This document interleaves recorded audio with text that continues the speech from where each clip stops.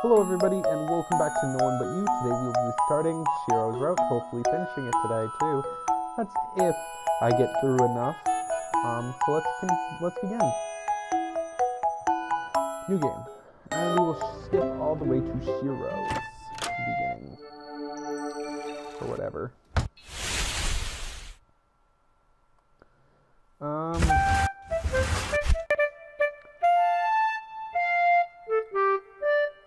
Leave. Stay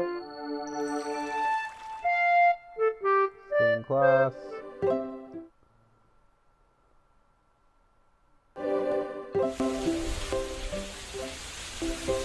And then let's leave here again. Go straight to school. Take a nap.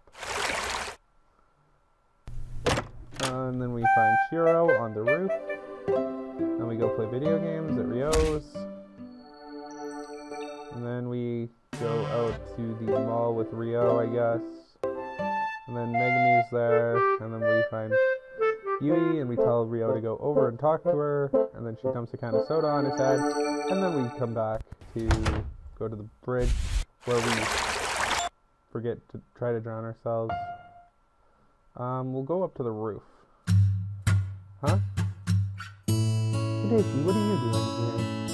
I felt like coming to the roof again. I walked over and sat next to her. And I see you're here again. Crap, I forgot your name again. It's Shiro. Shiro, that's right. How could I forget a name like that? You know what? I'll just write it on my hand. I took out a black marker and wrote her name on my hand. Didn't have to do that. I just don't want to get into another awkward conversation because of my useless brain. Seriously, forgetting a cute girl's name. Shame on you people. I've been in Shiro's class for over a month now. I should be able to remember her name. Haha, you're so silly, they don't you? Yep, silly was standard. Shiro giggled and looked at her guitar. I see you have some fans there. Oh, I didn't think so. They usually come up here to hang out. I haven't really spoken to them before, but they seem like a really sweet couple. I see. I looked at the coupling section and saw them holding hands while they were each other. They were a bit too affectionate for me. Really? I don't think so. Seriously, it's like they're Romeo and Juliet. Now that you mention it, I can see the similarity. The bud of love by summer's ripening breath may prove a beauteous flower when next we meet. Keep it in, they might hear you. Shiro started giggling despite trying her best to keep it in. I have to say that I'm impressed with your knowledge of literature. You know me, I love to read. That's nice, I love literature too. That's actually the only quote I know, and because I heard it in the movie once. A crap movie, might I add, but I keep that to myself. Yep, I just love books. But enough about that. Let's talk about your musical talent. You were rocking with that guitar. I don't know about that. Are you kidding? You were totally awesome. Shiro looked away shyly. Where did you learn to play so well? I used to play a lot of instruments when I was young, and I've been a member of the music group for a while now. Shiro started playing the guitar. Musical, eh? Makes sense. Yeah, I've always been a fan of music. I just forget all about all my problems. Just for a few minutes, I feel like I can escape from this world and go to a different place. Quiet, empty world with no worries whatsoever. I wish I could just get away from this distant distance and be free for once. Shiro stopped playing and looked at me. Well, that was unexpected, lady. Sorry, I got carried away for a second there. It's okay, I do that all the time. Really? Sometimes I just blank out and become philosophical out of nowhere. So I'm not the only crazy one. Nope, we share the same insanity. Shiro giggled and put her guitar down. I think we should head back now, before we get into trouble. Yeah, Romeo and Juliet already left, so we should go too. Just before our next lesson, Shiro and I descended from the class roof and returned to our classroom. With the school over for today, oh, I can skip. Go home.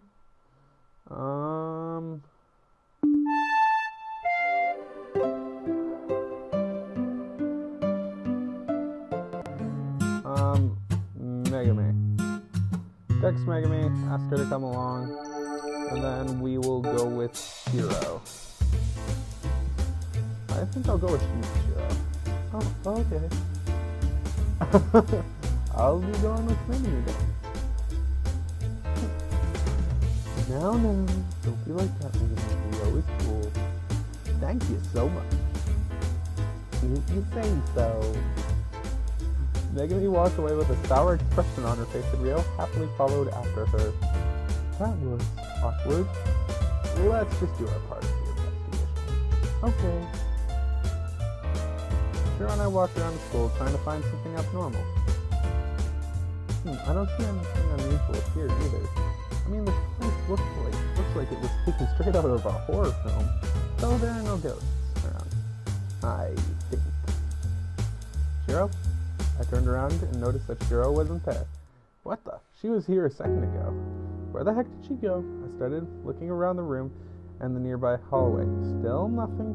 I just had to jinx it. Now this really looks like a horror film. I'd better go look for Shiro.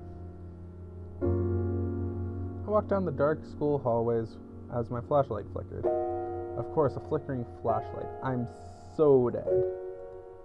Damn it, where are you, Shiro? I hate this. I looked through the window and down below the court where I saw Megami and Rio. It seems Megami and Rio are having a pleasant walk around the courtyard. Good on them. Those two must have nerves of steel. Alright, Hideki, let's think logically here. Where could Shiro have gone off to? I could try the roof. After all, that's where I see her during the day. At the very least, it couldn't hurt to go check. With my new destination in mind, I walked to the stairway. I looked towards the fence and saw Shiro looking down at the town. So she was here after all. Seeing her up here alone like this, she looks even more lonely than usual. Hey there. So you were able to find me. You shouldn't run off like that. You had me a bit worried back there. Sorry, it's just that I've always wanted to come up to the roof at night. So before I knew it, here I was. I suppose the view is pretty amazing. I know, right? This town looks beautiful from up here. Only from up here? When you're actually in town, do you not like it there? Well, I don't have anything against this town. I just find it a bit boring.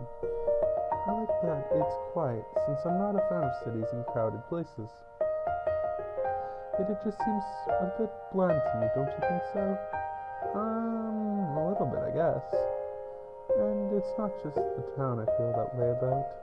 I guess that's the reason I decided to come here today. Searching for a ghost at night seemed abnormal and different. I kind of knew that we wouldn't find anything, but it's fun nonetheless. Well, as long as you're having fun, it's all good. You always know what to say, Hideki. Let's return to the others before they think ghosts hit us or something. Yeah, I know how paranoid Rio can get. Okay, so now we return to the group, and I believe there you are. We looked everywhere for you. We were just, Hideki. You slowed back. What did you two do? What? We didn't do anything. You better not.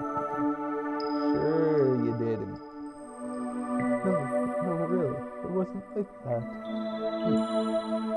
Megami continued to pout. Anyway, can we get back to the ghosts? Oh, right. Did you guys find anything?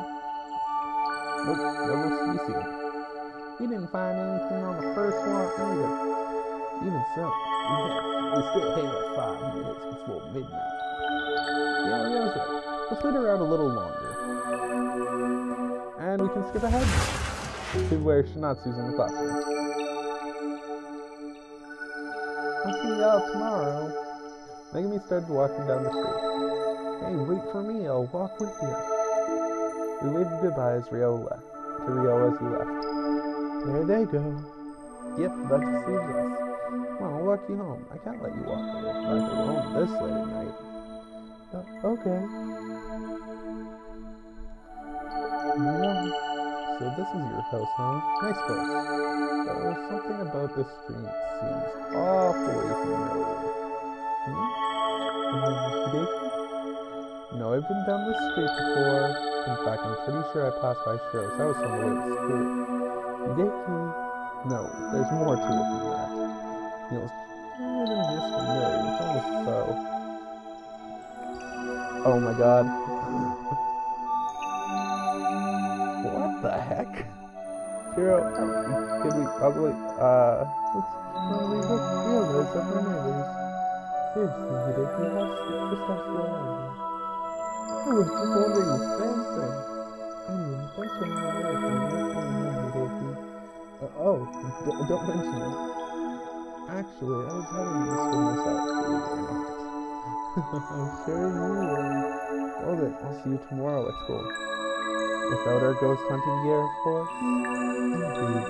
Good night, Hideki.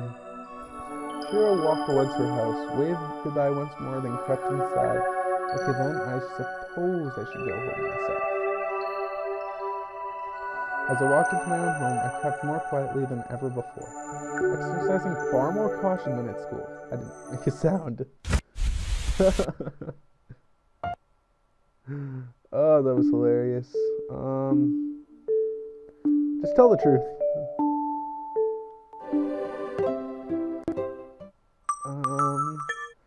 And we will continue on to what? Oh, the Yui Megami BS. Take another route to school. Stay in class. Go to the roof. Why not? It feels like I haven't spent much time with Shiro lately. Ghost busting together is fun, but she wasn't able to join our study group, and we often miss each other at school. As I walked up to the roof, I saw the two lovebirds sitting next to each other, and on the other side was Shiro playing the guitar and singing. It was never meant to be this way, I never wanted to be. I'm not singing in a girl's voice. I always say, I don't know what to say, but do I even believe? Sunny face, never face, never stay the same. But always be fine, just to feel the same. Always sit next to the starting the rain. If I'm really welcome, it's the right force, and it's good for me. If I'm sure I looked my way and noticed that I was standing there. Hey, Becky. Why did you stop? Because the song was over. And I walked over and sat next to Shiro. That song was a bit too deep, if you ask me. Did you write that? It's just a random song I came up with. Really? I thought it was great. Thanks. Romeo and Juliet really seemed to enjoy it. Your voice is pretty amazing, but it's nothing special. I'm sure you have a really good singing voice too. Oh, let's test that theory. Play me something. Alright. Shiro started playing the guitar. Yeah, I can work with that. Let's go. No! No, no, no, no, no! No, no, no, no, no! No! No, no, no, no, no, no! I'm done singing. I'm free. Hold on. And I'm back, guys. Sorry about that. Hey, why are you laughing? Where the heck did those lyrics come from? I couldn't help myself. From a really cool TV show, of course, and they're meant to be taken seriously. Okay, let's try again. Nope, you just blew your chance to hear my obvious idol-like voice. That's not fair. I've already had my share of being made fun of by those two lovebirds right there.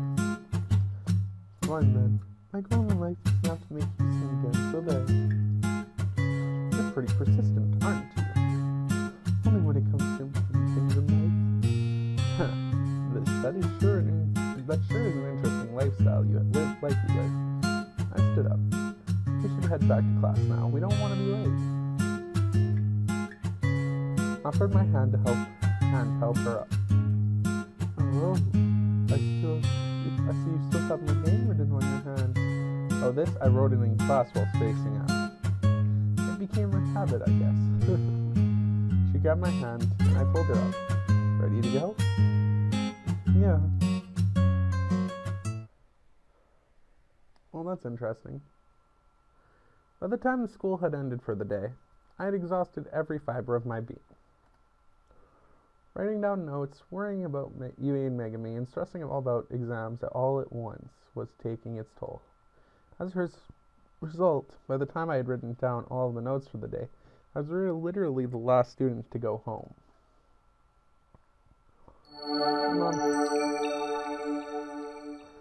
Okay, so now we're doing this whole study thing. Stay in class. Study. Text Shiro. Girl. How are you doing? I'm good. I have a little headache from studying. That's what you get for being smart. I'm not smart. Smart people always say that. Stop it, you. Haha, okay. No, for reals. I'm getting sick of all this studying. That's the Japanese education system for you. It really sucks. Shiro and I kept talking for a while, after which I decided to sleep. Okay, now we can skip ahead again. Study. Study.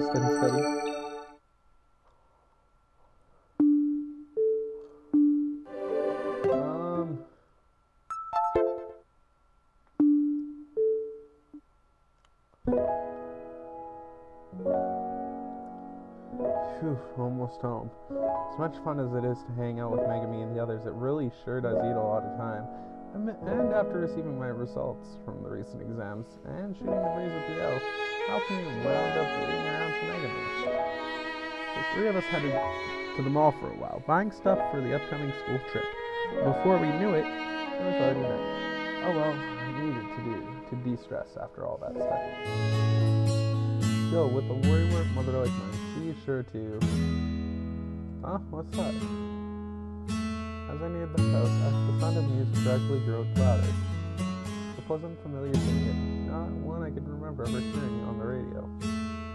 It's a nice melody, but where is it coming from? Specifically, like, that ball. It almost sounds like it's coming from my house. Even my mother has one from that. As I wondered, but the source of the melody entered my home. Mom. No, it's fun. Must be even later than I thought. If Mom was already gone to bed. Either that or she's out searching for me. She wouldn't do that, would she?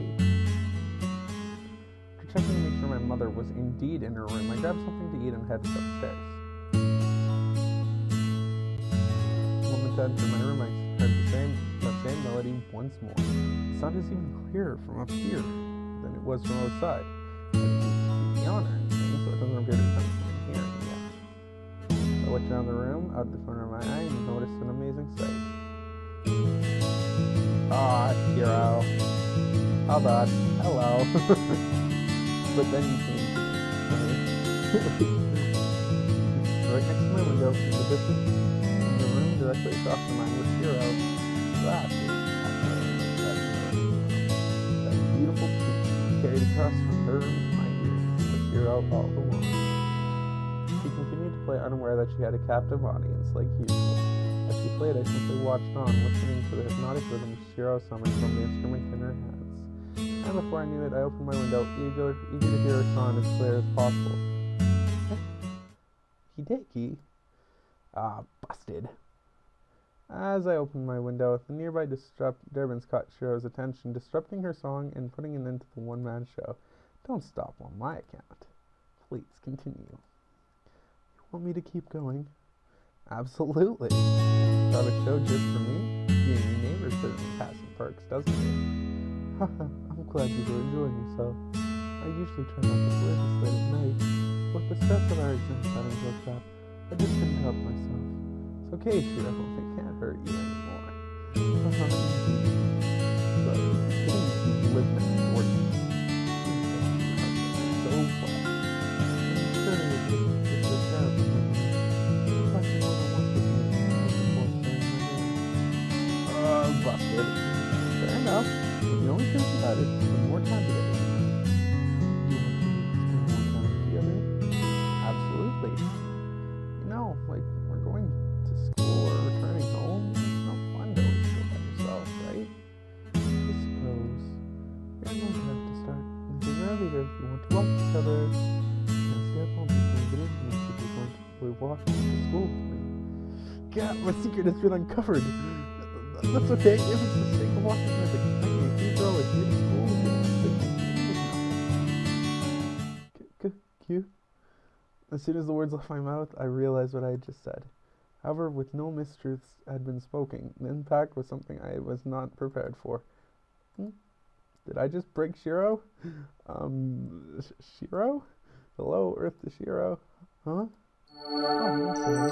Must seems I looked there for a second. I could have sworn I heard something embarrassing. So that's Shiro's defense mechanism, huh? Anyway, forget about that. More importantly, what were you just saying? We lived together for a while, yet I don't think I've ever heard you... We've lived together for a while, yet don't think I've ever heard you sing late at night like this before. Because you usually have the volume turned up on your TV, or you have headphones on. Not that I was watching you or anything. Just happened to notice while I was doing, that's all. First, maybe no Shiro, not to mention Rio. Am I simply undeserving of privacy? Well, I guess that's my loss. I'll have to turn the volume down in the future. I wouldn't want to miss out on your next training session. You don't have to do that. I'm perfectly fine with hugging on them. Yes, but your audience may not be happy with you if you keep playing without them. Oh. Shiro's expression dropped as though she realized something. So I know what to do now. We decided spending more time together. If I'm going to remember your name, let's walk to school together from now on, okay? Are you sure you'll be up early enough? Of course, I'll be waiting outside your house from dusk till dawn. No, I'll be waiting. Come on, Daddy. I've watched you leave the house on days when I've been too unwell to attend class. You leave around 10 minutes earlier, we can go together. Okay then, what you said. I'd better start going to bed earlier then. I want to wake up early enough to walk with you. Yes, after hearing your mother chastise you for always sleeping in, I think that might be a good idea. Having Shiro as a neighbor might be more unsettling than I thought. Good night, Hideki. See you later. I don't know what to say to that. Because, like, is she spying on me or something? That's some really fricked up shit. Nom nom. I'm sorry, Mr. President. Let me make it up to you. What? What are you doing, Mr. President? Hey, stop making that noise. You're distracting me. What the? Oh. I think I forgot I set an alarm. Oh, it's just a dream, and a really strange and questionable one at that. I stretch my hands and turn off the alarm. I freaking hate waking up by an alarm. Why did I set the alarm anyway? Summer break, for crying out loud. Let's just go back to sleep. Holy crap, the school trip is today.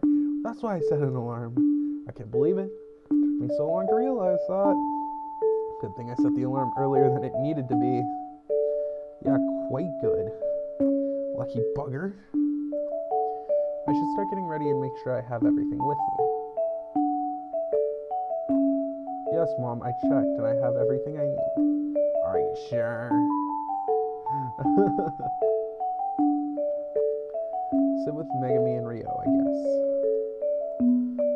Besides, she still has Shiro in front of her, and Megami and Rio did save me a seat. Guess I'll just go talk to Shiro and Yui later.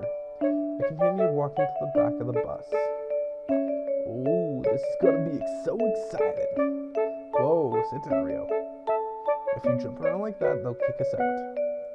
I'm sorry, I'm just having a hard time containing my excitement.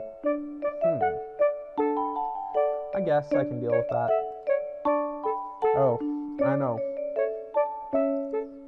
What part of the hot springs you're excited about? The bus is moving. Really? It's only been 10 minutes? Holy crap, it feels a lot longer than that. But we have a one trip to go until the result, so let's play something. Yeah. No argument here. This should be a fun trip.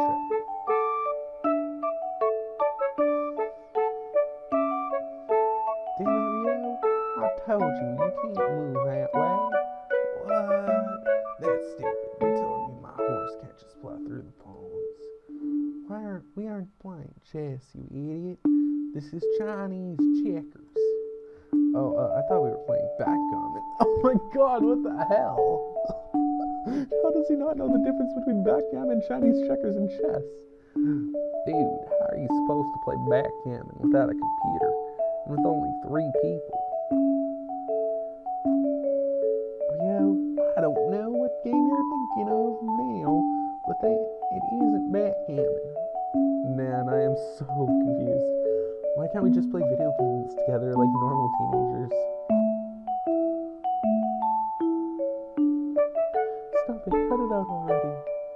Just try and make me. That doesn't belong to you and you know it. Correction, it does belong to me. But I'm grown rather attached to it, and now I'm claiming it as my own. You can't do that. It doesn't work that way. They were getting so well at the start of the day. Why not? That's how you stocked your claim, isn't it? That's not how I... No, wait, you're right, I did, didn't I? And that's exactly why it's not yours to take. Well, these two fighting over something stupid is nothing new. Even so, guys, can you, I don't know, let go of me? And surrender you to him? Never. You want me to yield you your heart to her over my dead body? Honestly, I don't even know how this argument started. All I know is that I can't feel either one of my arms. Oh dear God. With 2 broken arms and an equal number of bleeding ears, I finally spotted our destination. Oh, thank God we're finally here. I thought I was a goner for sure. Oh, it looks like we've arrived.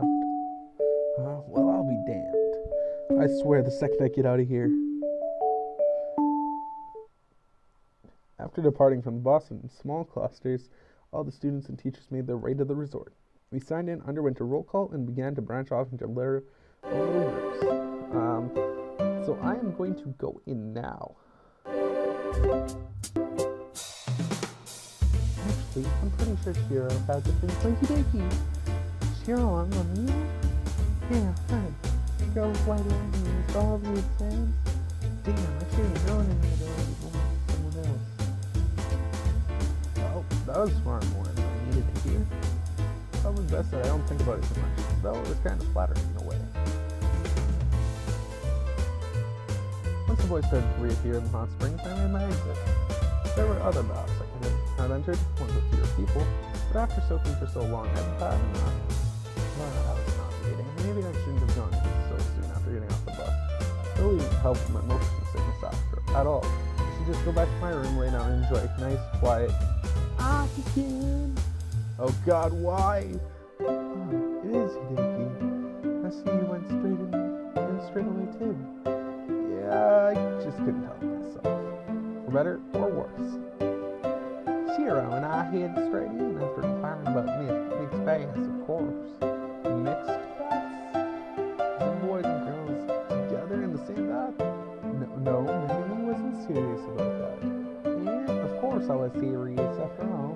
What's the point of coming to a hot springs resort? I can't bathe with Hideki. Well, I'm going home now. See you later. Hey, you don't be like that. I know you're disappointed about mixed baths. Oh, no, I don't think that's what he was getting at. Thank you, Shiro, for being the one sane person I know. Hey, I can see. Why don't you come to our room? I brought board games and Shiro brought snacks, so what do you say? Games and food. Board games and snacks. That isn't enough to lure a child of the digital age, such as myself. On the other hand, it may be a good opportunity to spend some time with Shiro. We don't get to spend all that much time together, so I'd like to hang out with her, just the 2 of us. And maybe. Even so, no, not tonight, maybe tomorrow. I can't.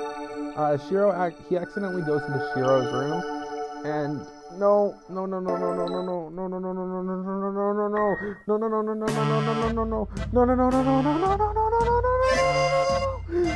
can't handle it. No, get out of here. No, please, just sleep. No, please. Oh, thank God. I can't read through that part. It's just not my thing. I can't do it, guys. I'm sorry. I'm gonna have to fix that. Sorry about that, guys. That was my fault completely. Maybe. There. Perfect. Sorry I broke the screen for a second there. I just had to get past that part. I could not watch that or read that. Um, Interestingly enough, he walks into Shiro's room by accident, mistaking it was his, gets into his bed, he presumes, with Megami in it, and then Shiro wakes up, finds out he's in there, and then they have an awkward conversation. After a brief round of negotiations with Shiro, I at last returned to my rooms. Ryo was still notably absent, but my bag was where I left it, handheld console and all, so I was sure I was got the right room. Boy, what a misadventure. I'm lucky I walked into the room with Megami and Shiro rather than some random girls I don't know, but still. It's really beautiful, this room. At least it's nice and quiet in here. Yeah, I don't know where Ryo wound up, but it looks like it's just us. And honestly, I'm quite thankful for that. If Ryo had woke up to find Shiro and I together like this, I'd never care to handle it. Oh, didn't you hear? Ryo was caught sleeping in one of the girls' baths earlier, and he's been on his way back home ever since. Seriously? Yep, Ryo's long gone. Thought Shiro was joking at first, but she kept a straight face the entire time, and her steady tone of voice told me it was the truth. Holy crap, Ryo, I can't believe we actually did it. Not that I'm complaining, I'd rather much spend my nights with Shiro than Ryo. So, that's why you're taking me. You're so keen on monitoring me. Hey, I wouldn't say I was keen. I just thought it was the best solution given the circumstances. Why does that sound like an excuse? I can't say she's wrong. Though, honestly, I wonder if I should make getting away from Megan's sleep talking. Ah, so that's how. She's been like this the whole time, huh? Yeah, pretty much. I haven't done a moment of sleep. We're talking about one thing, but why were they all sex dreams? Megami really was having a sex dream? What's more, the name she was calling out was... Anyway, now we're not found a nice and quiet room with a free bed, I'm sure I'll be able to get some sleep. Huh? Hang on, you plan on sleeping in here? Why not? Ryo won't be using his bed, and I don't get any sleep as long as Megami keeps moaning. That's disturbing. Not even gonna question that one. So much for coming here to keep a keen eye on me. But this is a get service. Aren't you worried I might try something while you're asleep? You're thinking about what happened in my room. I was only kidding. I knew you wouldn't do something like that. Really? Of course, I trust you, Hideki. Though, if you'd rather swap rooms with me for the night, I'm sure Megami wouldn't object. No, that's okay. I'm more than happy to share a room with you. Wonderful. Well then, I think it's about time we all went to sleep. Good night, Hideki. Just like that, Shiro put her head on the pillow and closed her eyes. Yeah, night, Shiro.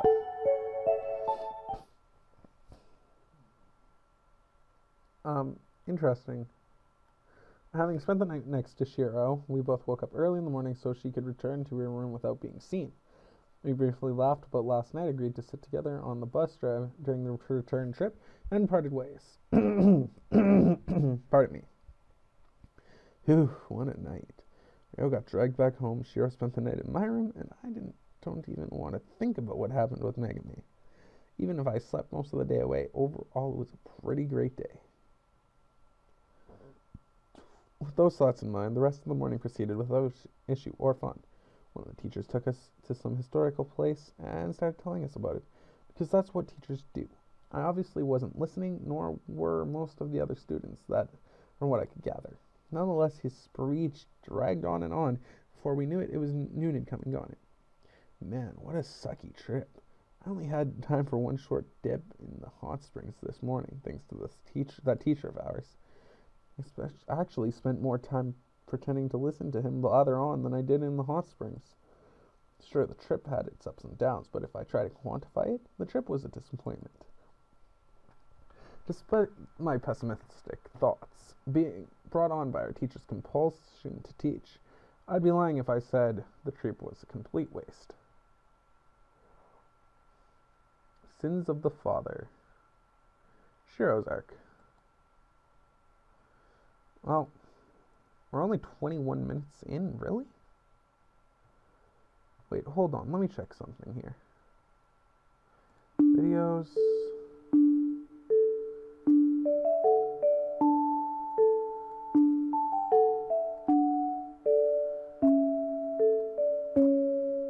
How long is this?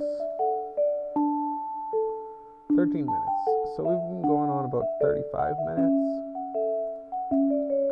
Even if we didn't get to spend much time together, as I'd hoped, last night with Shiro certainly was interesting. I thought of Shiro as being more reserved and straight-laced, the type to keep her distance and not break the rules so blatantly. Spending time on the school roof is one thing, but to actually sleep in a boy's room on a school trip?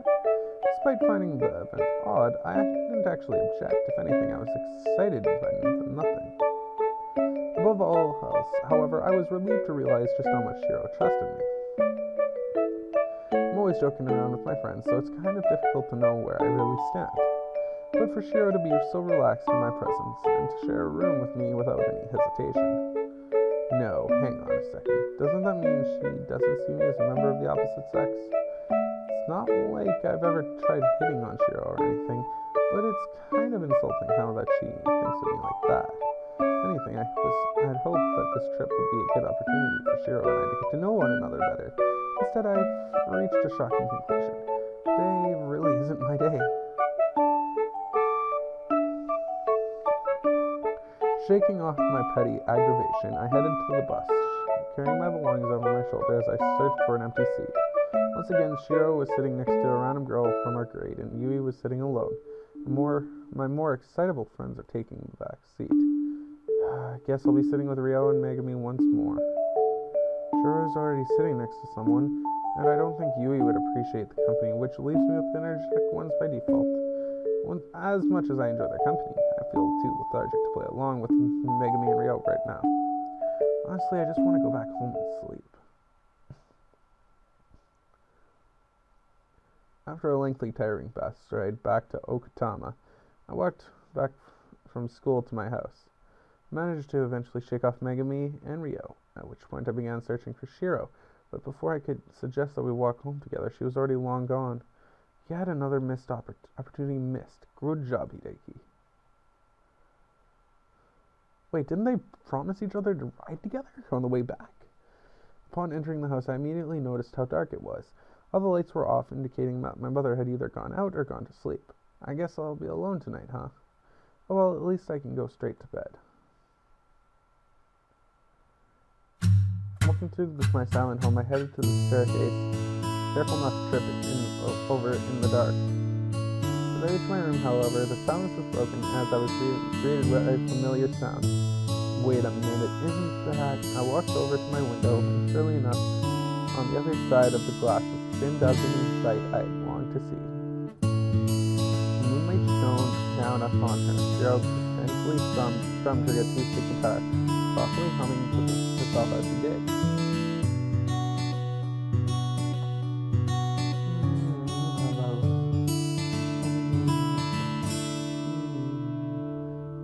Played out in much the same way as it had last time.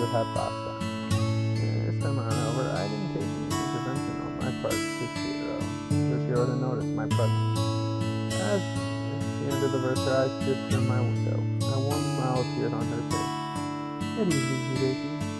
Yeah, you too, Shiro. Opened my window like Shiro was used to, willing to feel her speech really clearly. I was hoping that we could walk home together from school together, but I suppose a private shower is pretty scary. Is there a viewing schedule I familiarize myself with? Are you sure you can afford to come to my shows? It may be creepy, but I trust like a wounded bull, you know. Oh, the true reason for Shiro's minuscule number of fans has come to light. But really, seems like it's something you need to feel like this dance. I can't just pick up my guitar and play whenever I want to. So I might right out of my window, pick up my guitar and play my life sometime. Farmer, I never knew so much about one thing to simply strumming a guitar. I guess that explains why I have no talent for music. That's okay, we're all performers. Who would watch us play? That sounded strangely philosophical. In that case, will I get to sit on some of your performance during the summer break? Because if not, I'd like to get a recording to tide me over.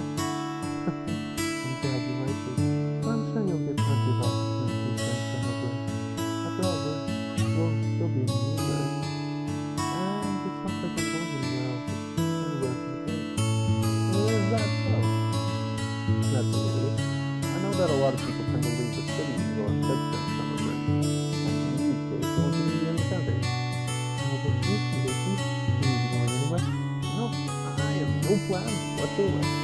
That's to you, of course. Jeez, you just don't let up, do you? I'm nothing if not persistent. And dishonest, of course. The truth is, I have no idea if I'll be going anywhere over the break. After all, when a mother like mine is ready to move house at a moment's notice, nothing is going up. Nothing is out of the question. So, Shiro, you say you aren't going anywhere, but you surely want to summer break. Shiro grew silent for a moment. He contemplated the incoming trip. I don't know. I guess I'll just study for the most part. As expected of a straight A student, huh? But I can have fun too, you know. It's not like I do nothing but study all the time. No, I mean that. You also go ghost busting and janitor killing in your free time, right? That's right, and no wait, that isn't it. I don't do that. Shiro, you're just too easy. Relax, Shiro. I know what you're trying to say. You'll be right next door and up for anything, correct? Yes, that's what I mean. Don't do anything, have anything fun, probably. Whenever you get to me, you'll be the first person I call. I'm gonna be. And as those words left Shiro's mouth, our conversation suddenly came to a close. Well, I guess it's about time I turned in for the night. Yes, I suppose it is getting late. Well, we'll just have to resume this conversation tomorrow, won't we? You know it. Don't have to sound that excited, Hideki. At any rate, I think it's about time I went to sleep as well. I'll see you tomorrow, Hideki. Good night, Shiro. Okay. As summer break began, and the days flew by, I found myself winding down for the night. 10 days in, and I already regressed to my most slovenly, lazy self. Between video games and television, I barely even left the house. Rio invited me out, as did Megami, and a couple of times I didn't go with them. But every day I cut our time short, opting to instead go home and converse with Shiro. Shiro and I have been talking through our windows almost every night since summer began, and I'm not ashamed to say that it's been the best part of the summer break. They've only been short conversations, unfortunately, given that we usually talk when we're both about to go to bed, but I've enjoyed our talks nonetheless. Just as I found myself wanting to hear Shiro's voice, a familiar sound filled my ears, although it hadn't been long since I last heard it. The beautiful melody makes me feel a sense of nostalgia, as though I hadn't heard it for many months. Pardon me, it is 11:30 in the night, and I'm recording this for 7 in the morning tomorrow, so... And I still have another, 45 minutes to go. Although I guess Shiro's in the mood to play tonight. Now, there's a split conundrum. I'd like to talk to her, but if I do, she'll stop playing. Before I worry about the conflict of interest any further, however, the tune had already stopped. I turned toward the window. Surely enough, Shiro had spotted me. Good evening, Good evening. That didn't sound very lively. Is something wrong? Something like this a bother? No, it's nothing like that. I just felt conflicted that you had to stop playing in order to speak to me. You really like my music that much? Absolutely, it's the reason I come home tonight. I'll tell your mother she said that. Oh God, please don't. So, get up to anything exciting today? I haven't really received any invitation here yet, so I guess you have either nothing to do or it's been quite the opposite. Don't worry, Shiro. As soon as something noteworthy comes along, I'll be tapping at your window. Or sending a text. That might be a little safer. And what about on your end, Shiro? Anything exciting happen? Not really. My friends brought up the idea of going somewhere over summer break. We really don't have the money to go anywhere. I'm not sure we'll shut down pretty quickly. Ah, I see. Lucky for me, though, if Shiro went away over the break, we wouldn't be able to talk like this. In that case, how about we make plans right now? Tomorrow we'll go to the mall and hang out, just the two of us. That could be fun. It's nowhere out of the ordinary. On a small town like this, it's about the best you can hope for. Although the way you says that it would be just the two of us. You almost make it sound like a would be so bad. I mean, it wasn't really my intention, but even so, I do like Shiro, and I'd love to spend more time with her. What's more, our one-on-one time in the evenings never lasts very long, so it'd be nice to devote some time to each other while the sun is still out.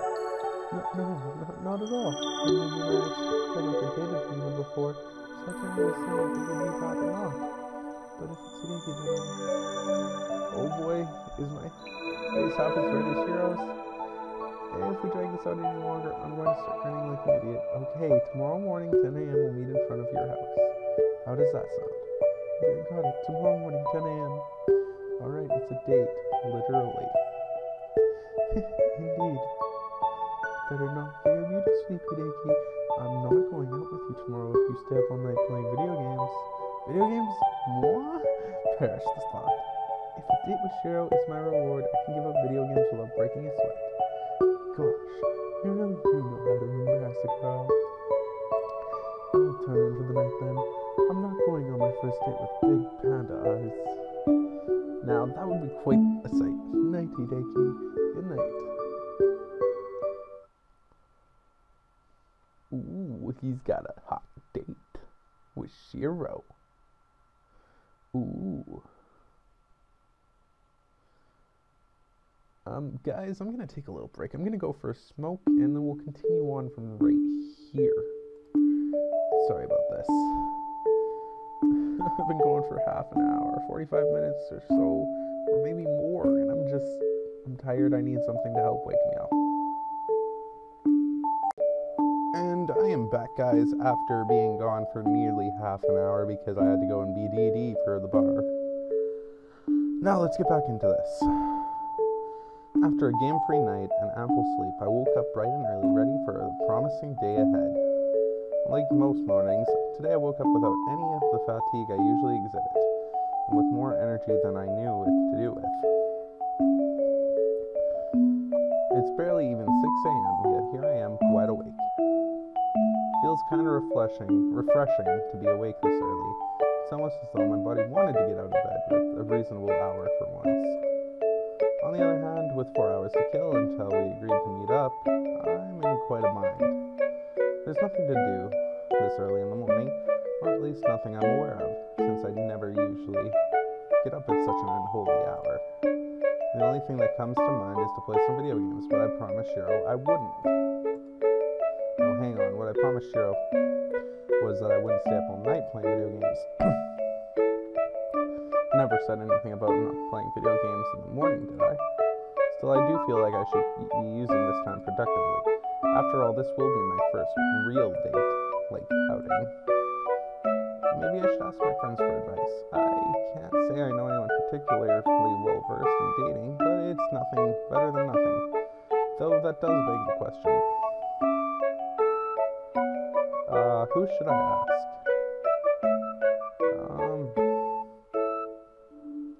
Meg. If anyone knows how a girl's hearts work, it's gotta be Megami. Hey, Megs, need love advice. It's about a girl, you know. Oops, that was supposed to be a smiley face. Well, nobody pays much attention to these things anyway. Oh my god, Hikun, are you serious? Are you thinking of asking her out? I mean, that's just a formality, of fucking course. She'd def say yes. But you know, even if you don't, I'm sure she will, when she works up the courage.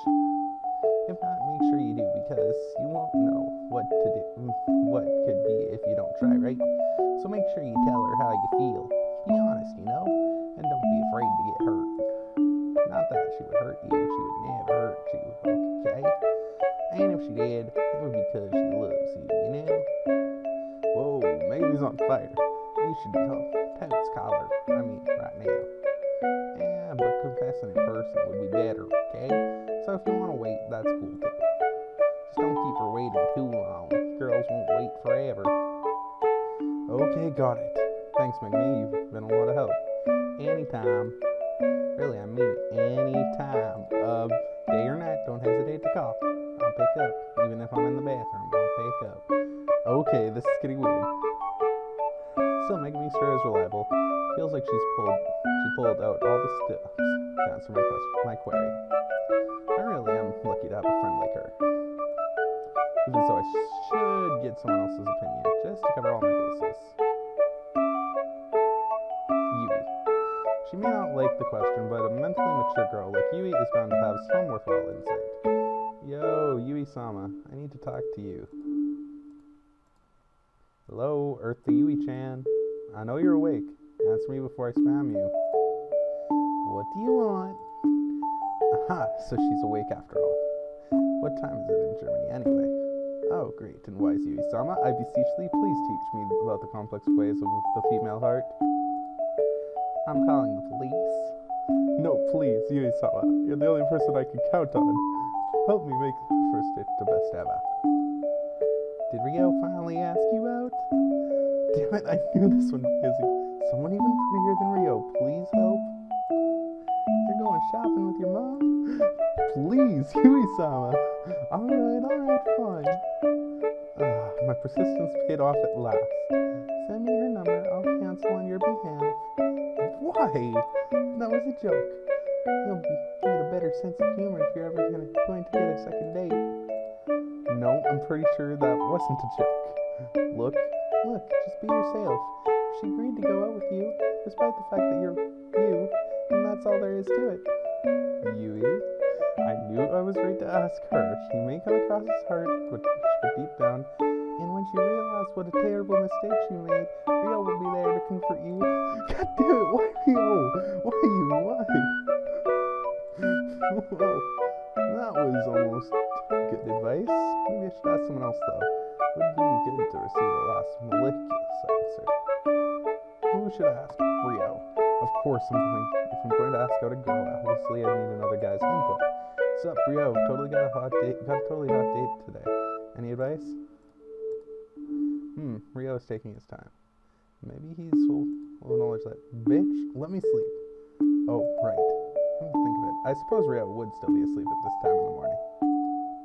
Come on, bestest buddy, help a fella out. I'll set you up with one of her cute friends. And before you went back to sleep. You better not be playing me. Why would I do that? Rio took his time before responding to my rhetorical question. Fine, I'll help you, playa. First things first, girls love to be wined and dined. Spill some cash and she's all yours. That might be good advice if I were loaded and Shiro was a gold digger. Thanks, Rio, you're the best. Damn straight. So about that friend of hers. Seriously? Okay, deal's a deal. I'll set you up with Takeguchi-chan. Takeguchi-chan sounds cute. Wait a minute, isn't that our teacher's name? Haha, Rio. Certainly quick-witted this morning. Yep, it's her daughter. Oh, that's cool. It'll be a little awkward, but... No, hang on. Isn't Takeguchi's daughter still in kindergarten? Honestly, I didn't even know he had a daughter. And it's kind of scary that Rio knows that. Who are you going out with today anyway? If they're friends with a little kid, then... Okay, this has gone on long enough. Time to leave Rio wondering. Sorry, Rio, I can't hear you. You're breaking up. Dude, you're texting me. Can't hear voice breaking up. That was a waste of time. It's always fun to screw with Rio, but even so, it didn't really help. I'm going to need to ask someone else. I should just prepare. That wasn't at all that helpful. I guess I'll just get dressed, have breakfast, and pace back and forth until 10 a.m.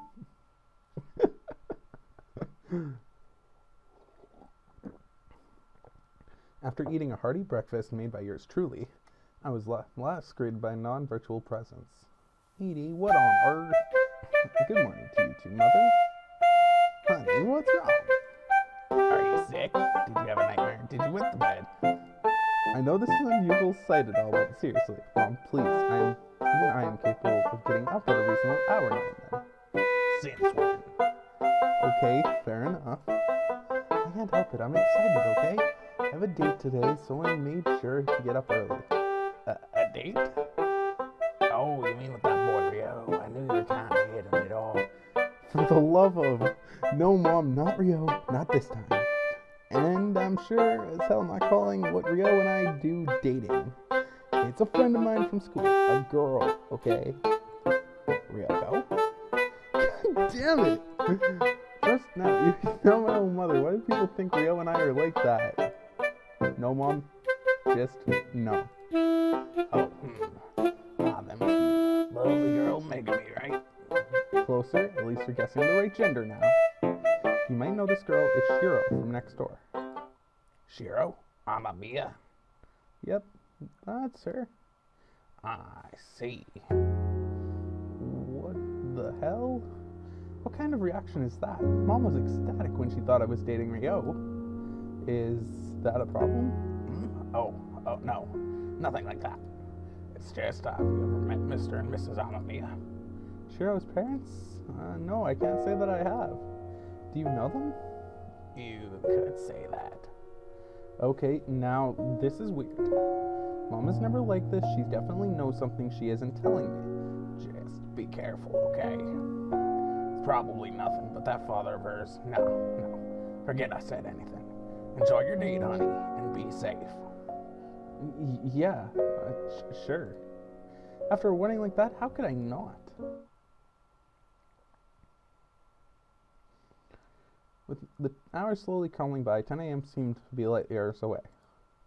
But with the mental resolve of a monk, I held off playing video games the entire time, and when 10 a.m. rolled around, I at last left the house. No sooner had I left the house, however, than I was greeted by a sight for sore eyes. Good morning, Hideki. Hey there, Shiro. Waiting with far more patience than I had, Shiro calmly stood post, side of her house until the moment I walked over. Does Shiro have nerves of steel, or am I just making too big of a deal out of this? So, shall we go? Oh, yeah, right, we should do that. As I spoke, Shiro started to giggle to herself. Calm down, Hideki. I know this is strange, it is for me too. But there's no reason why this has to be awkward. Just pretend that we happen to run into each other completely by chance. Blow this off as a coincidence. Will that really work? It's working for me. If it wasn't, I don't think I would have managed to leave the house. Aha! So Shiro is nervous after all. Alright then, nerves of steel activate. Oh, hello there, Shiro, fancy meeting you here. I was just on my way to the mall. Would you care to join me? I'd be delighted. Oh my god, I can't speak now. It's nearly 1 a.m. What am I doing? Having passed the first mental block standing in our way, Shiro and I made our way to the mall. We chatted casually along the way, simply speaking as we usually would, about whatever came to mind, and before long we had arrived at our first destination. Oh, so this is the mall, huh? It feels like it's been years since I was last here. Really? It isn't that far from your house, and it's not like there are many other places to shop. Maybe so, but Hideki, you know I'm no good with crowded places. Ah, so that's it. Right. I'm sorry. Maybe we should have gone somewhere else. It's okay. We're here now, so it'd be a waste to leave already. Let's just make the most of it. Alright, you're the boss. If it's too much for you, just say the word and I'll carry you out of here princess style. Sean and I walked around the mall, all while checking out the various stores and looking for things we could do together. I was worried at first, given that I had no idea what to do on a date, but taking Shiro's advice to heart, I was able to get by without incident. No, right? Even so, don't you think going overboard? Not at all. If you'd seen the look on Megan's face, you'd know how serious she was. If Rio hadn't been there to save me, I'd probably... Oh no, I did it again. I said Megami's name too many times and accidentally summoned her. Hide, fancy seeing you here. And here I came. What a coincidence. There's no way in hell I believe that this is a coincidence. It's Megami. Yeah, what's up, Meg? Oh, nothing much. Just wondering aimlessly looking for my date. I know, better than to respond to that. Oh, you're on a date? No, Shiro, stop. You didn't say two. So there may still be hope. But even so, try to be careful. Well, not exactly. Not really. Oh, Oh my god, no, no, no, no, no, no, no, no, no, no, no, no, no. Come on, Hideki, out with it. She has to learn sooner or later. You see, the thing is, Shiro, actually, we just ran into each other. Completely by coincidence. That's all. Haha. And today, I see. For a second there, it almost looked like you two were on a date, out on a date or something. But that's impossible, right? Yeah, totally impossible. Oi. I better get going. Your skills closing are so sharp on your visit in preparation for our date. Bye-bye, Hide. See you, Shiro. I'm okay, see you. Bye. Shiro? I'm sorry. I just wasn't expecting that. I had no idea how to react. It's understandable that Shiro wouldn't know how to react in a situation like that, but even so, you still didn't have to say the concept of us dating was totally impossible. I'm sorry. Is apologizing all she can do now? Look, I'm sorry too. It's my fault for contacting Megami in the first place. No, don't say that. You're just nervous about our date, and so you wanted to ask advice. It's perfectly understandable. And rather sweet. Ah, that's better. I would rather much see that flushed smile on Shiro's face than the look of defeat from a moment ago. Anyway, let's forget all about all that. The day is still young, right? Right. We still have plenty of time left. Let's kick this date back into action. Now that's more like it. After exhausting our desire to hang around the mall any longer, Shiro and I headed back out onto the town. We walked for a while, simply exploring parts of town which we would usually linger. But with a destination in mind and the day nearly its end, we soon reached our goal. Although this part is different from during the day, I thought nonetheless that Shiro might enjoy coming with me. So, what are you saying? Twice of you, isn't it? Yes, I suppose so, but what are we doing here? I'm sure you wouldn't try anything, but take me going to dark, secluded area like this is a bit. Damn, I never thought about it like that. Well, when you put it like that, sorry, that really wasn't my intention. I just thought you might like it here, since there's nobody around. So that's it. Really, I didn't mean anything by it. I wasn't planning anything. Yes, today, I understand. Besides, it is nice out here, quite the spot to end our first date.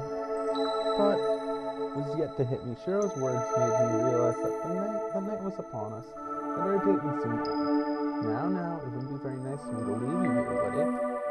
Even if it's out of my way, I'll make sure to drop you off at home like the perfect gentleman I am. I certainly hope so. But that isn't what I meant. My house doesn't count as somewhere we'd go on a date, you know. I wasn't thinking anything dirty. Sure you weren't. Anyway, it is about time I headed back, don't you think? Yeah, I guess so. But to be honest, I'd rather stay with Shiro a while longer. Don't sound so disappointed. There's still plenty of time left before school resumes, you know? Despite my desire to stay by Shiro's side, your observation was one I couldn't refute. That's right, even if our first date is about to end, we still have plenty of time before summer break is over. And with the end of our first date coming, comes opportunity for a second date and then a third. Certainly nothing to get depressed over. Alright, I understand. I won't be unreasonable. If this is the end for today, then I'll just have to invite you out again next week. Careful, I might just hold you to it.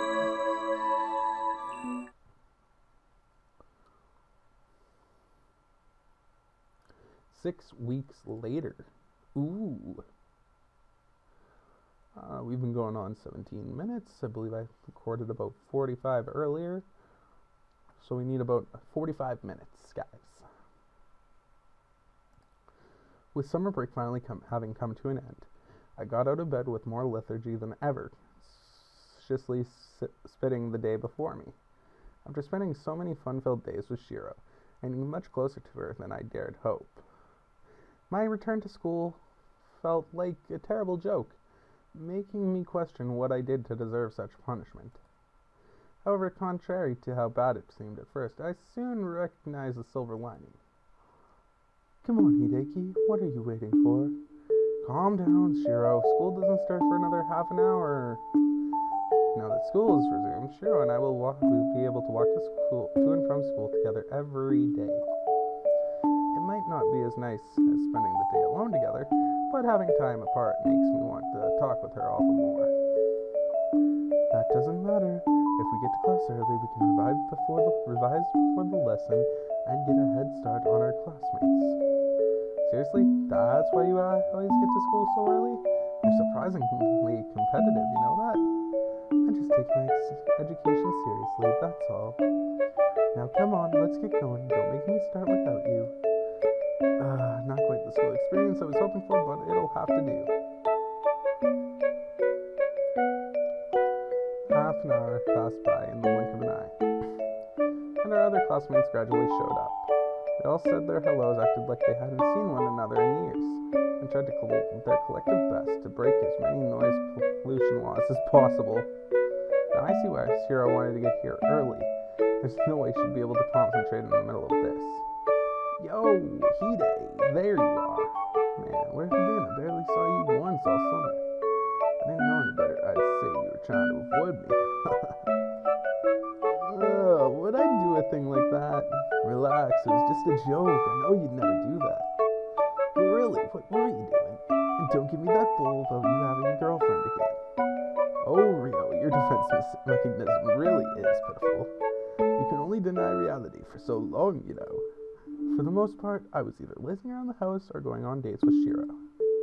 Psst, like I'd believe that. You extorting one pity date out of a girl is believable, but enough to last all summer like hell, I'd believe that. There are times when I feel bad about how I treat Rio. This is definitely not one of those times. Oh, I don't know about that. I think you're underestimating Hideki, Rio. Did you hear that, Rio? Shiro herself just said that. I think he could extort at least 2 dates out of a girl if he picked his target wisely. No, not you too, Shiro. Oh, Hideki thinks he has what it takes to get a girlfriend, huh? Oh no, please not Yui, anyone but Yui. Yeah, I could see that happening. Yui, you really mean that? Of course, assuming that she has a Y chromosome, that is. Oh, haha, Yui, very funny. And her name is Rio. Very freaking hilarious. Alright, class, take your seats. Just as my stress levels reached their peak, an unfamiliar voice echoed through the classroom, commanding silence from the hall. A new teacher entered the classroom, carrying with him our class roster. I guess we need a new homeroom teacher with the new semester, huh? Well, as long as he's as relaxed as our last teacher, I'm sure we'll get along just fine.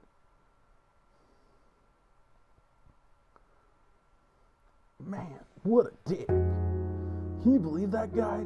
The nerve. As much as it pains me to agree with Rio, that was rather unpleasant. To think that teachers like him really exist. The girls in our class were acting all like love-struck idiots. Just because our new teacher is mildly handsome. I don't think I've ever been this ashamed of my own gender. The moment we left the classroom, my friends and I began to complain about our new teacher. Though intrigued by the change, we all reached the same conclusion about him, and it wasn't pleasant. Just thinking of how we'll have to put up with him from now on. Ugh. I know, right? I almost puked when he winked at me. He winked at me too. From the moment he walked into the classroom, our new teacher started flirting with the girls from class, meanwhile completely ignoring the boys.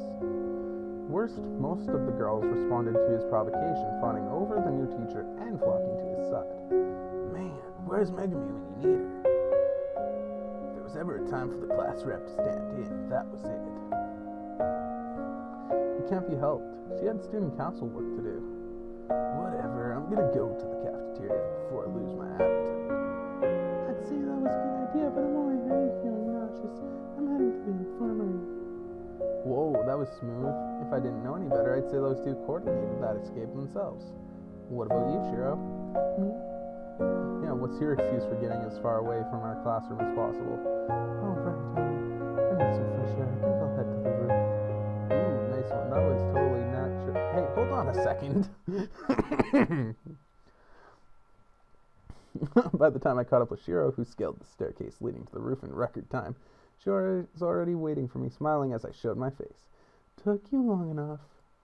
Well, excuse me for not possessing superhuman leg strength. Anyway, what's the rush? Did you miss the rooftop that badly? Actually, I did. Really? Not the rooftop itself, no, but I did miss this. The open space, the cool breeze, the expansive view, the emptiness. But of course, I love your company. I was scared for a second there. What about you, Hideaki? Was there any part of school you missed? In the school? Not likely. I guess I missed hanging out with some of our classmates. But I was still able to see you, Shiro, so I didn't feel lonely at all. Please, Hideaki, you never stop, do you? Every time we went back in summer break, you just demanded another do-over. It worked, didn't it? I suppose it did. But now that school has just done, we'll have to settle for walking to and from school together. As long as you wake up early enough, though, of course. Hey, I've managed so far, haven't I? Face it, even if summer break is over, we'll still be spending plenty of time together, whether you like it or not. Shiro smiled at me and walked over to the fence, looking at the town. She just stood there without saying anything. Shiro has changed quite a bit since I met her. She seems more outgoing now, but I can still sense the loneliness. I know that this is something that cannot be changed, and I don't have a problem with it. This feels strangely nostalgic.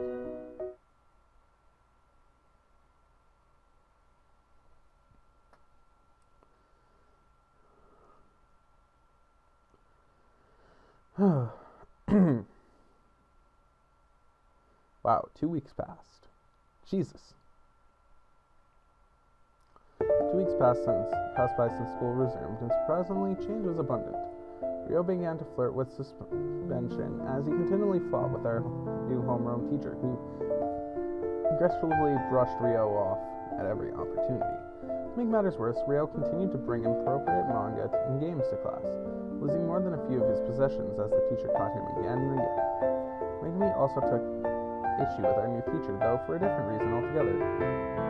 Pegged as a womanizer from the moment he entered our classroom, the new teacher often hit on Megumi, singling her out.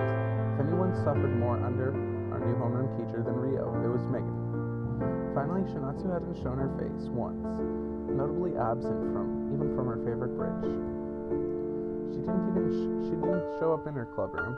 I didn't see her around school, and as far as I could tell, she had stopped attending. The only one acting like himself was Yui, who started skipping class again before we even finished our first week, thus drawing the ire of our teachers once more. She attended for the first couple of days, but quickly slipped back into routine, avoiding class like the plague. Shiro and I took advantage of the disorder, which allowed us to spend more time together undisturbed. While Mr. Katsuna, our new homeroom teacher, picked on Rio and Megumi, we could text one another in class or even talk quietly. By lunchtime, Rio would be in detention, and Megumi had student council work, making our ascent to the school rooftop easier than ever.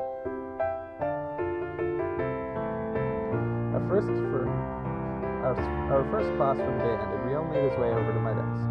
Man, can you believe that guy? 2 words and I get sent out. He's totally picking on me. I don't think the number of words had anything to do with it. Honestly, on what planet is shouting, "Oi, fuckface," an acceptable way to address a teacher? Any planet that bastard calls home. Guys, can we please spend one break not talking about him? Oh, yeah, sorry, Megumi. Immediately humbled, Rio quieted down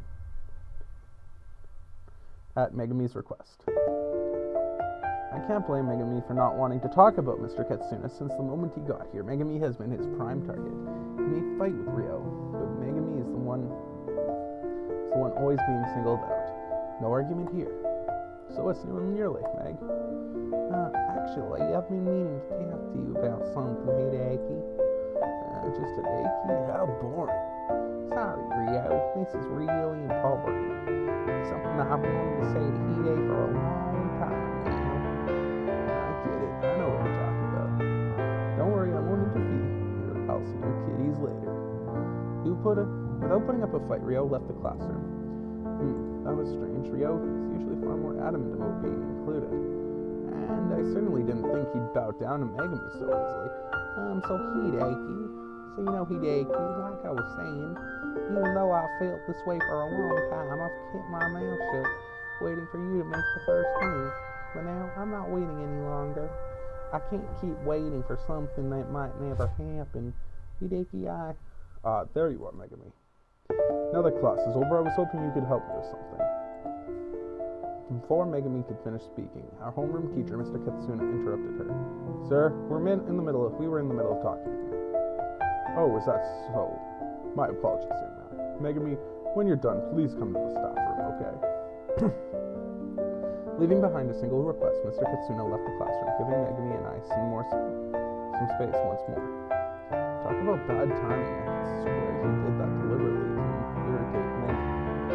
And looking at her face, I'd say he was successful. So, Megami, you were saying?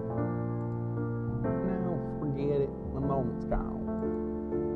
I'll ask later, when I'm sure we won't be interrupted. Leaving as promptly as Ryo and Mr. Katsuna before her, Megami exited the classroom. Was Mr. Katsuna picking on Megami again? Yeah, it seems that way. Anyway, Yui's absent, and both Megami and Ryo have already left. You know what that means? You're right. There are still a few other students here, but this is about as close as we're going to get to being alone at this time of the day. But we don't have long before our next class starts, and it's not like there's anything we can do together in the classroom.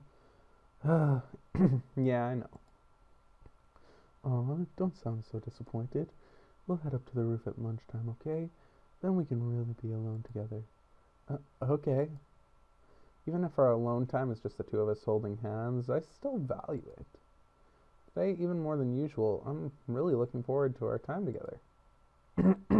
Pardon me.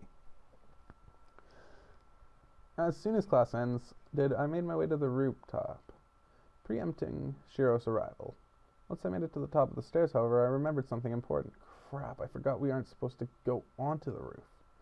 I wanted to surprise Shiro by beating her up here, but I guess I can't really do that without her key. Hideki? Ah, there she is. I was hoping to surprise her on the roof, but I guess the stairwell dropped a few more seconds I would have had. Megami? Aki-kun, what are you doing up here? You know the roof is off limits to students. Oh, is it? I didn't know that. Jeez, you're never gonna get on the student council. So, hang on a second. All I have to do is keep breaking the rules and Megami will stop trying to recruit me for the student council. Sorry, Megs, but I guess I'm just a bad boy at heart. Wow. I could never be part of a student council with such strict rules. How do you like that, Megami? Well, I guess it's okay as long as you don't get caught. Besides, it's not like you can actually get up onto the roof, right? Yeah. Not by myself, at least. Anyway, what are you doing up here, Megami? Shouldn't a student council member really be teetering so close to the edge of breaking a rule? Oh, Hide. Those rules are made for regular students, not of student council members. I smell an abuse of power here. Besides, I only came up here because I saw you do the same, you know? So you were following me. Yeah. Same old Megami. But even if she doesn't have to follow school rules, I'm pretty sure stalking is a crime outside of her jurisdiction. You see, I wanted to talk to you about something, and I thought a secluded area like this would be perfect. A secluded area, in other words, a place we can talk without being overheard. I thought about Megami's words for a moment, but I didn't take long to conclude what she meant. Is this about that new teacher? The second I brought up Megami's recent source of ire, her expression dampened. Hit the nail on the head, huh? I don't know what's going on with Megami, but ever since that guy started teaching here, she's been acting funny. No, it wasn't about that.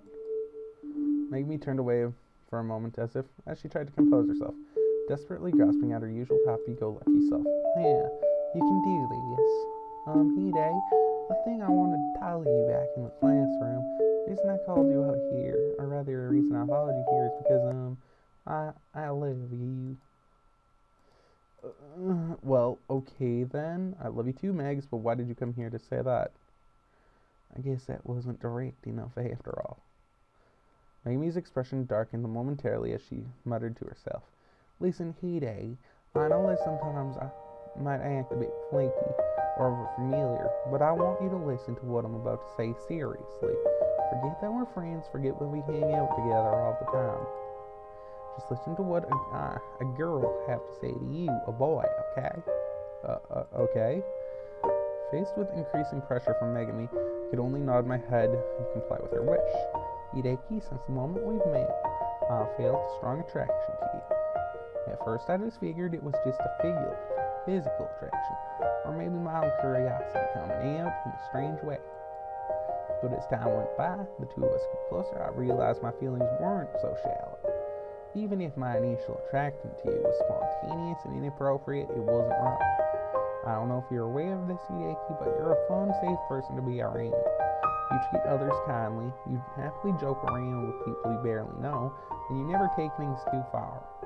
You put up with so much, yet you keep your pace. You aren't afraid to be strict when I'm out of line, but even then you scold me kindly. Hideki, what I feel for you isn't just physical attraction or friendship. What I feel is love. Megumi spoke slowly and calmly, completely unlike her usual self. Her bright smile face displaying a faint blush, giving her words all the more impact. As I stared at this unfamiliar side of Megami, this quiet, gentle girl I'd never seen before, I see. Before Megami's words could sink in, a third party made its presence known.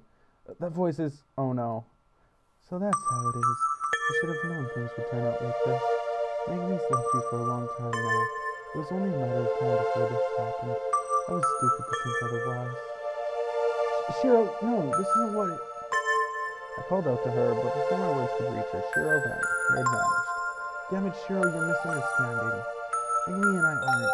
Hey, forget about her. You still haven't answered my question.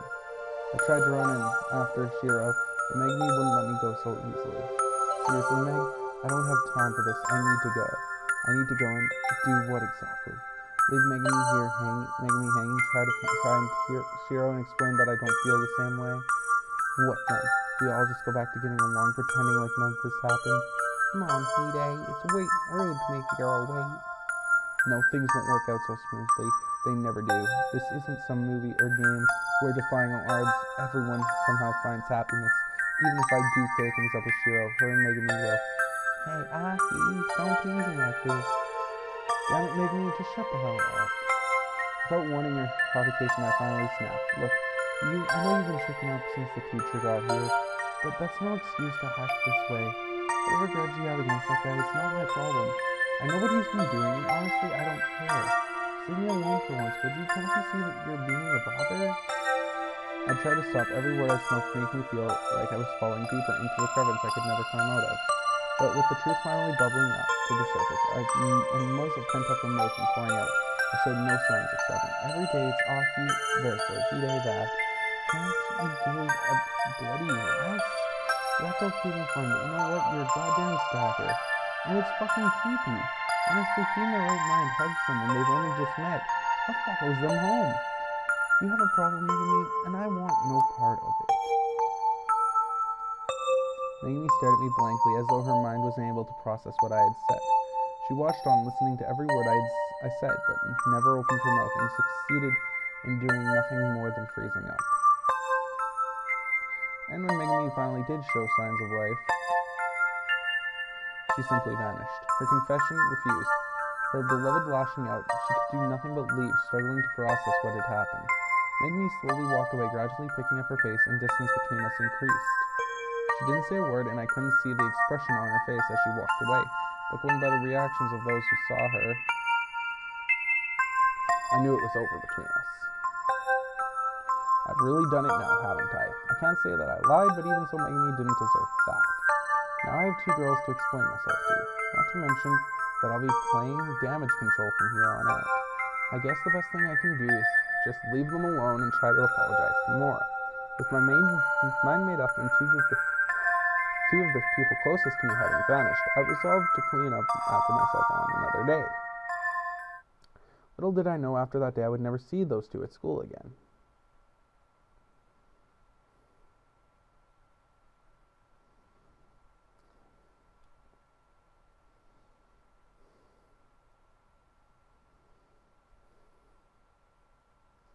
Hey, Shiro, come on, I know you're in there.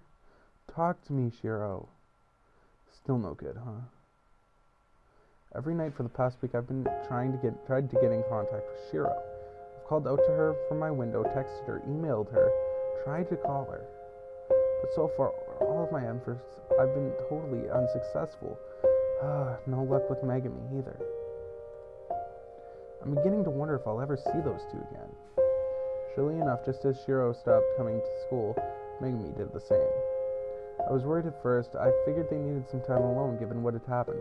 But with everything that's gone on lately, I'm not so sure anymore. All I've heard from Shiro's house has been her parents yelling and sobbing. Shiro herself hasn't made a sound. As for Megami having that teacher she's been acting weird around, disappear at the same time as me worried. I know they're both probably fine. This is all likely just in my head, but even so,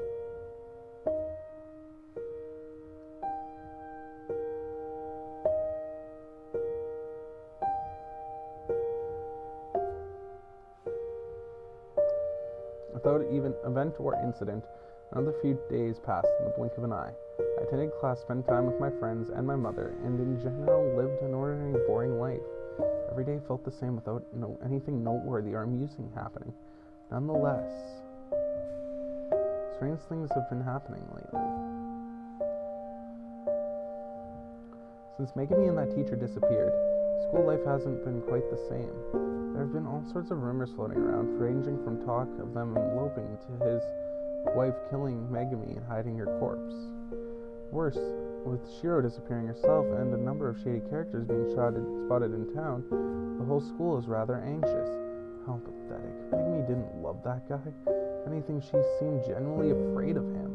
And Shiro would never get involved with criminals, or go out looking for trouble. She's far too shy and reserved for anything like that. Of course, even though I knew better, I didn't say anything to the others. I just figured I'd let the rumors run their course, and when Shiro and Megami returned to school, we'd all forget that any of this happened. Jeez, you don't look so happy to be here, dude. Let me guess, still no word from those two? No, I haven't heard from them at all. With both Shiro and Megami gone, it feels like even Ryo is feeling the tension. He hasn't been as clingy or desperate lately, but his anxiety is obvious. Say, I know you've got your own problems to deal with right now, but hear me out for a second. You know those shady guys who've been looking around town lately? I'm pretty sure they're Yakuza. Yakuza?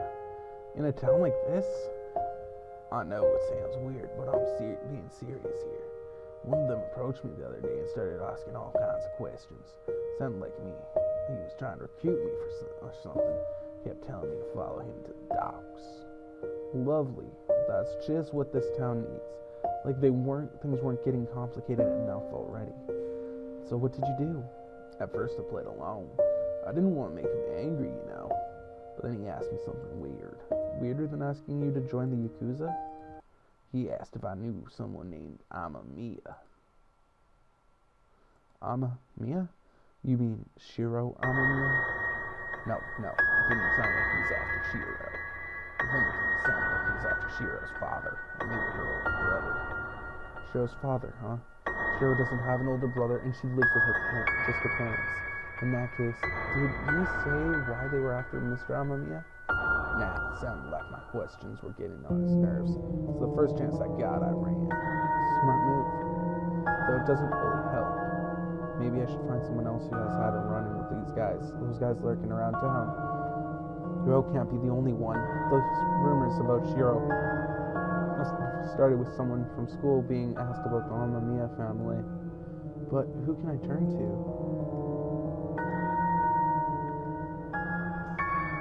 Following an eventful, productive, and ultimately worrying day at school, I finally arrived home. Usually I would head straight upstairs and dive for the refrigerator. Food, sleep, and video games are always on my mind after a long day at school. But tonight, after everything I've heard, there's something far more pressing I need to address. Mom, are you here? I could hear shuffling from the next room. In a few moments, I was greeted by my mother's loving smile. Oh, Hide, I didn't hear you coming. Looking for dinner, I take it? You'll have to wait a while. I wasn't expecting you home so early. Usually that would be spot on, but tonight... Actually, Mom, I have a question. It's about something important. Of course, honey, you can ask me anything. Really? It's about the Amamiya family and the Yakuza. Faced with a completely unexpected question, my mother froze. On the morning before my first date with Shiro, my mother warned me about Mr. Amamiya. She never came right out and said what had her so worried, but it was obvious that she knew something she couldn't tell me. Mom? At the time, I was happy to let it go. I had a date to go on, after all, and it was just a brief slip of the tongue. But now, with the town crawling with Yakuza and Shiro refusing to see me, that information has become vital. Honey, you know your mother isn't the type to spread rumors, right?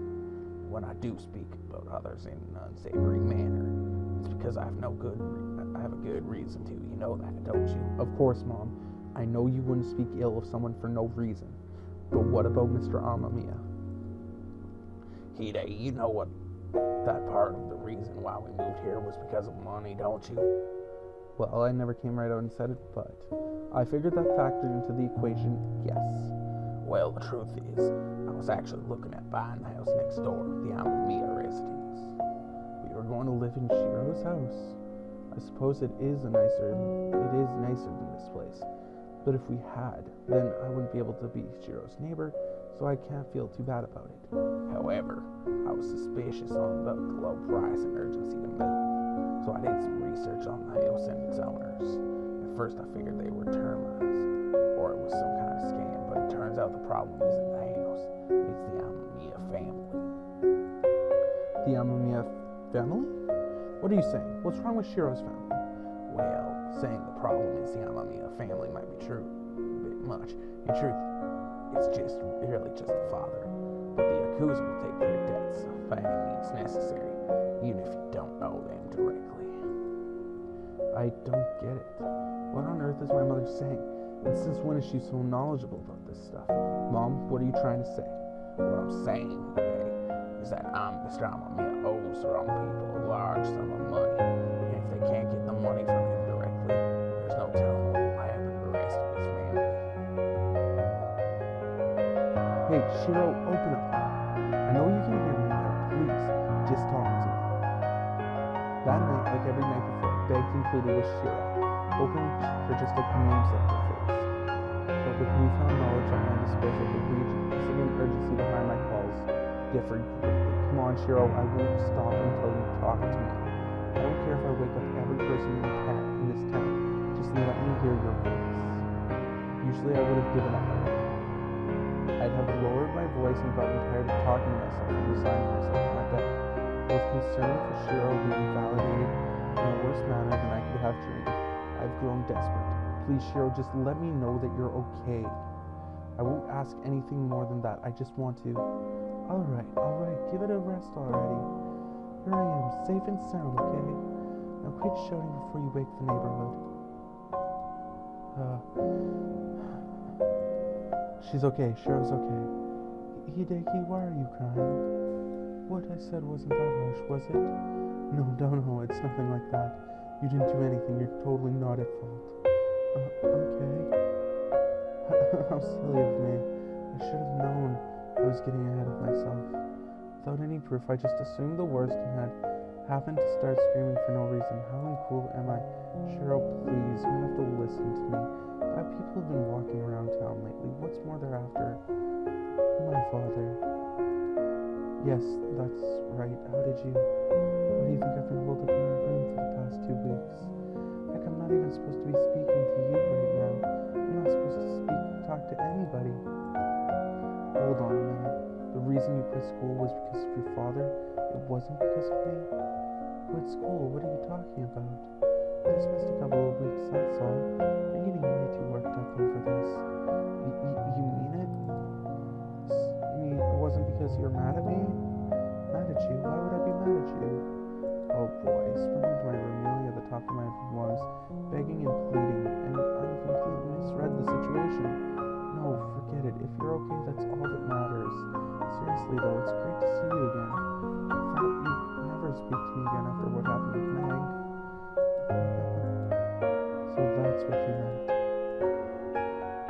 right the first time. You are mad, aren't you? Maybe a little. I knew it. But not at you. I wouldn't get mad at you over something like that. Anything, I'm mad at myself. At yourself? Yes. The truth is, I knew how Megan felt about you from the start. I'm pretty sure we all did.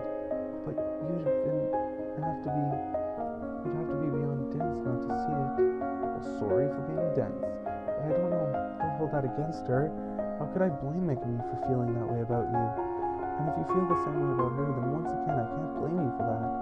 Hey now, that's why I'm not at anyone. It's myself. I knew how she felt all this time, and yet I'm sorry, Hideki. I should have known better than to get between you two. I have no right to tell you who you can or can't love. If the two of you can find happiness together, then I just... You idiot. Huh? Seriously, why are you apologizing for spending time with me?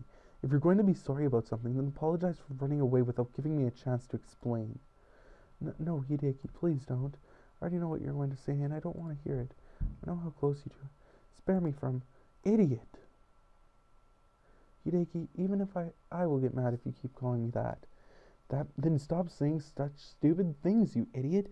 You jumped to a conclusion, ran away, then refused to let me explain. This whole time you've been escaping, content with assuming the worst. Like I said, I already know what's going on. That's why, at the very least, I don't want to hear you say aloud that you love Megami. The one I love was you idiot.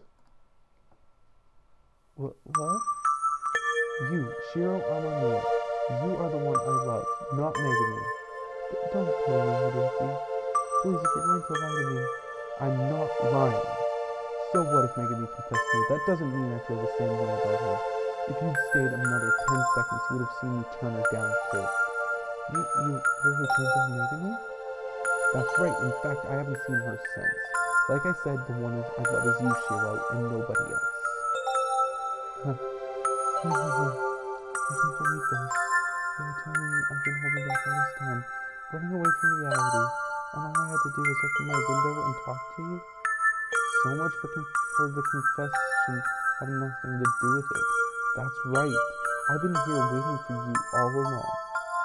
Shiro continued to cry happily and stared at me through the window. At that moment, I wanted so badly to embrace Shiro, to hold her in my arms until the tears finally stopped. But with gravity and her parents standing between us, all I could do was, You idiot. You idiot! Can't believe you. How could you keep this from me? Wait, what? I don't... Why are you only saying this now? Do you have any idea how worried I was? I always kept my distance because of Megami. I thought you two would end up together, no matter what I did. When you started talking to me like this, through the window, I thought I might have a chance after all. I dared to hope that I might have been wrong. So when you asked me out on a date, I didn't know what to do. For the first time, I honestly believed that I was the one you cared about, not her. When she confessed I saw you two together, I thought I had lost my chance. I thought it was all over. Now you're telling me I was worried about nothing, that you felt the same way about me after all along? Why didn't you tell me sooner? Shiro continued to pour out her pent-up feelings, paying no mind to her volume or the fact that she was told to keep a low profile. We could have been together this whole time, and yet, because of my insecurity, before when Shiro's voice was reduced to an inaudible whimper, her words slurred together, impossible to decipher through her tears. Her heavy heart had been put at ease, at least momentarily, and at long last I too could rest easy.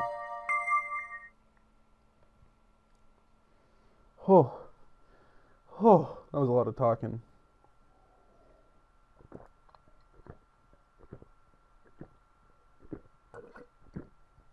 You know what, guys? I'm just going to finish the Shiro route today.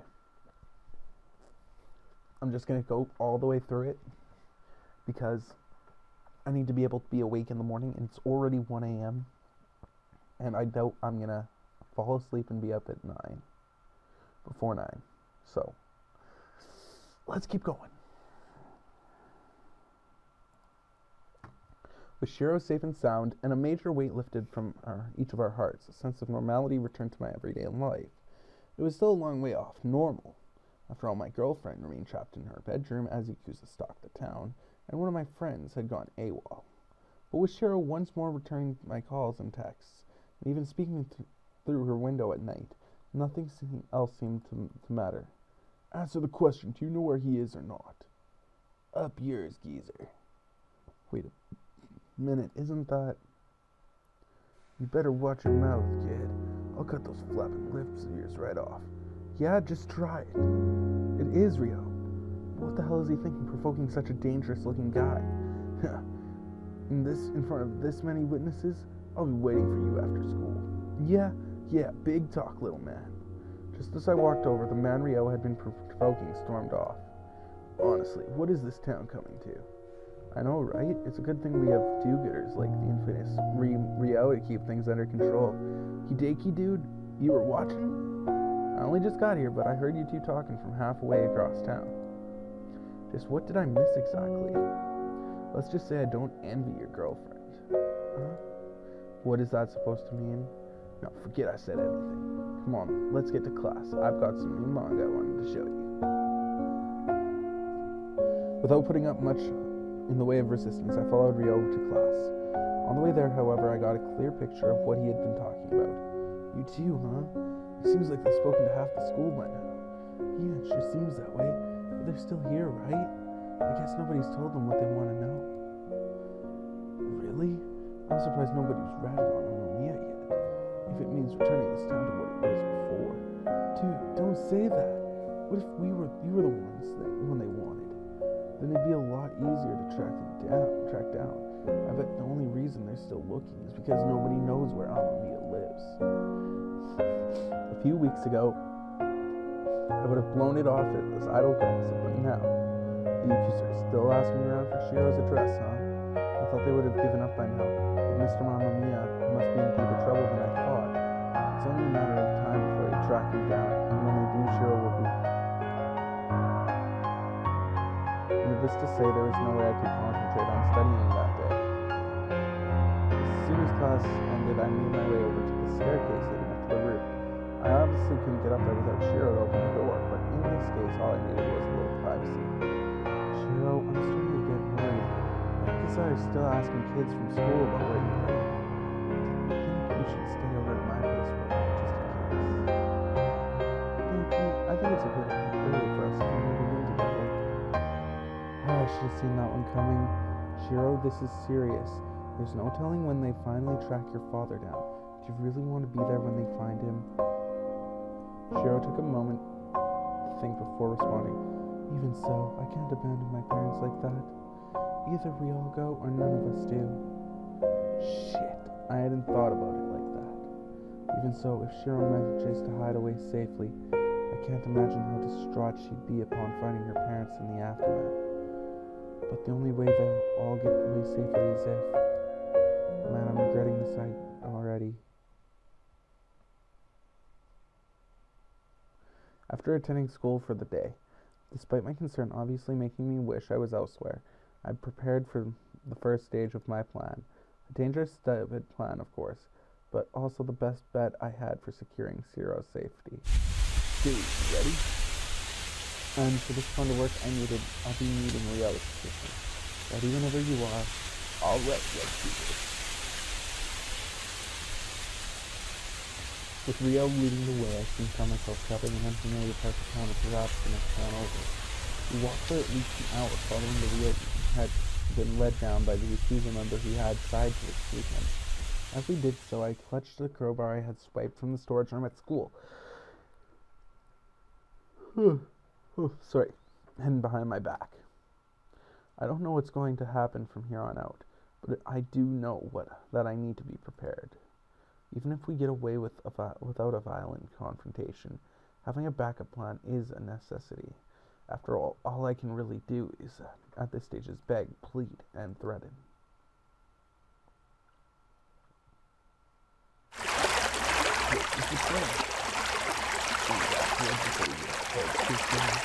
You don't have to hear. I'm just good at talking, okay? You don't need to insult yourself or send yourself. You're still saying that? Look, how are you going to say nothing to come up with? I'm not just guys. This is battle as usual, okay? I'm coming to whether you like it or not. Well, I'll be damned. Rio might be annoying, obsessive, loudmouth loner, but all in all, he's a damn good friend. Alright, pal, let's do this. Now that's more like it. Rio and I walked around the docks for a while, looking for anything out of the ordinary. We stayed for what felt like hours, simply strolling up and down the pier in search of signs of life. It became painfully clear the two of us were the only ones present. Damn, we've been here all afternoon. Yet we still haven't seen a single Yakuza? Well, hell. We haven't seen a single person, let alone the type we're after. I'm beginning to wonder if... What the...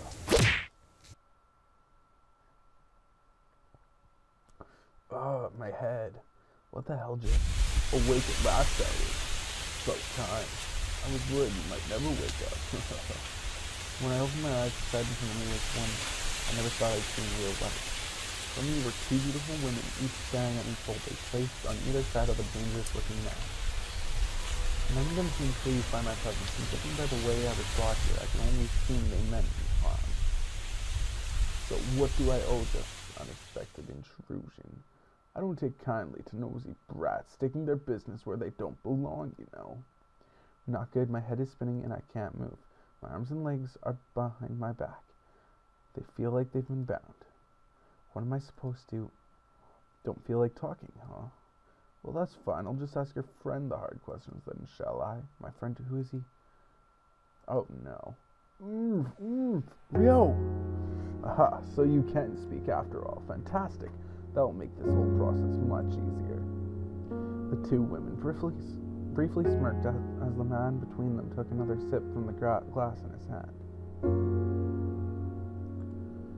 They both knew where this encounter was leading, and the journey there was half the fun.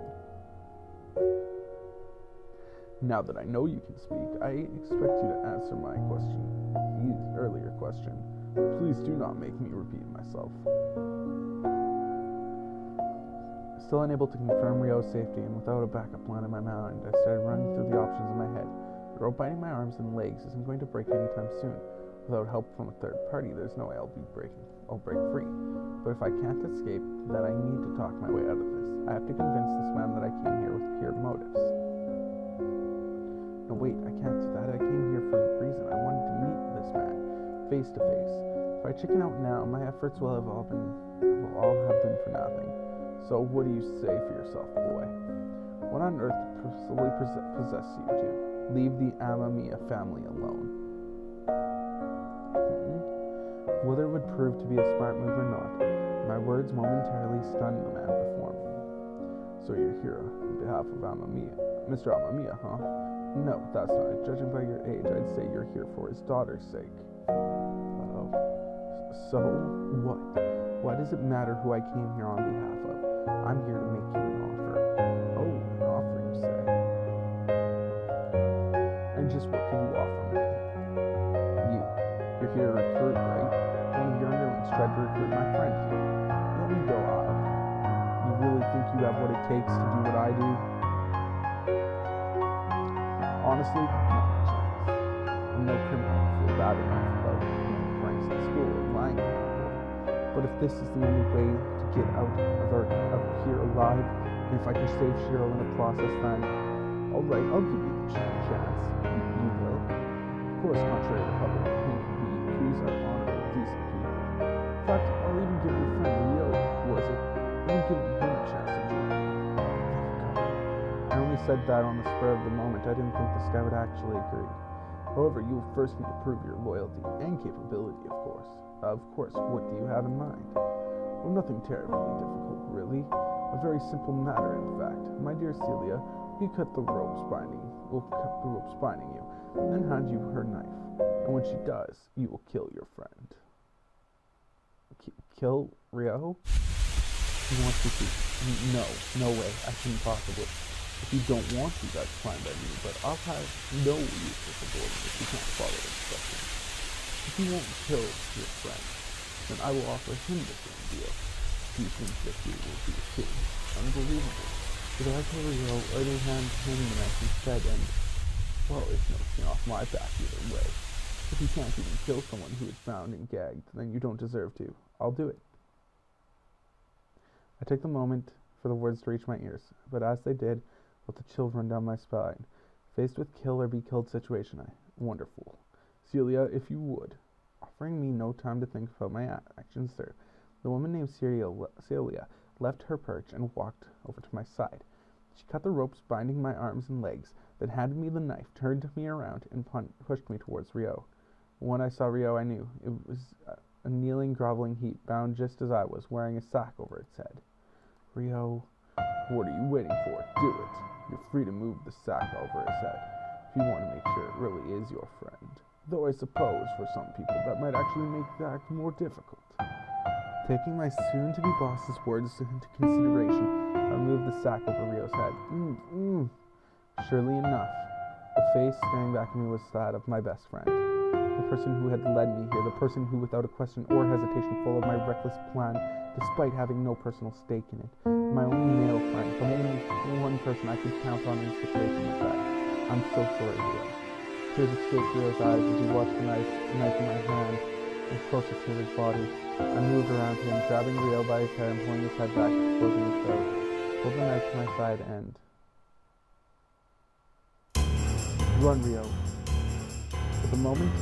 Without a moment to spare, I cut Rio free, pulled him to his feet and ran like crazy. Immediately catching my grip, Rio did the same, knowing as though his life depended on it, despite knowing exactly where we were. We ran and ran and ran, exhausting ourselves as we sprinted falling as fast as we could. Even as we ran out of breath, Rio and I continued to run. We didn't stop, not even for a second, as we pushed our bodies to their absolute community. Crack, crack, crack. Our legs feel like jelly and I'm about to throw up at any second. My body was not made for running. And yet I know I can't stop now. Rio! He collapsed under his own weight. Rio's legs hung over the I dragged him off the road, struggling to support even my body weight, let alone his, and placed him off to the side beside the closet house we could find. Close to him. I feel like I'm gonna die. Me too, buddy. Me too, buddy. We gotta keep moving, otherwise they'll find us, and it'll all be over. Yeah, you're right. First, let me just relax.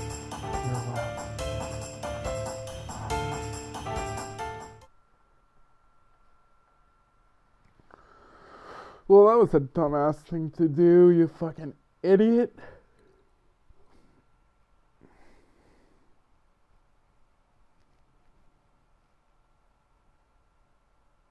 By the time Rio and I got home, the first rays of morning sun were already raining down upon us. We had left school in the early afternoon, but been knocked out unconscious for a few hours and ultimately stayed out all night. I walked Rio home, after which he no doubt collapsed onto his bed in an exhausted mess, then returned to my own home where I did the same. I can't believe I made it back alive. But before that, I can't believe I actually did something so stupid. What the hell was I thinking confronting a Yakuza like that? What did I think would happen? That he'd hear my plight and just agree to let Shiro go? I am such an idiot. Beep, beep, beep, beep. As melancholy thoughts drifted through my head, my alarm clock notified me that it was time to get up and prepare for school. Having only just gotten home, however... No, screw that. There would be no point in going to school in this state, not to mention the danger of leaving the house right now. Mom is probably busy working anyway, so for now I'll just... After resolving myself to chuck a sickie, I stayed in bed all day, finally waking up once the sun had set. Whoa, I can't believe I slept all day. I mean, I was downright exhausted after running all night. I probably had a concussion I needed to sleep off, but still. Having not eaten for over 24 hours, I made my way down to the kitchen, absolutely famished. As I entered, however, I found an unexpected presence awaiting my arrival. Ah, good morning, honey day. Or perhaps I should say evening by this point. Cheery as always, my mother greeted me as I entered the room. Are you feeling better now, honey? Yeah, much better. Sorry to worry you, Mom. Oh, don't be silly. You can't help it if you get sick. Though you probably wouldn't get so sick if you ate at regular times and returned home earlier. Usually I'd tell Mom not to worry about me so much, or that she's just plain wrong, but in this case, yeah, you're right. I'll be more careful from now on. Thank you, sweetie. That's all I ask. So now that I'm ready for dinner, though I suppose it's actually breakfast for you. Oh, mother dearest, you have no idea how happy I am. How happy those words make me. Dinner, breakfast, call it whatever you want. I'm ready. Now that's the spirit. One scrumptious breakfast dinner coming right up.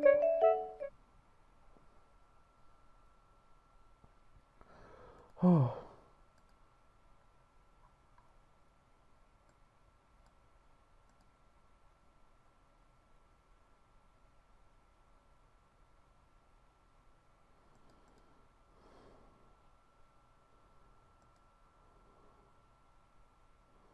What is this?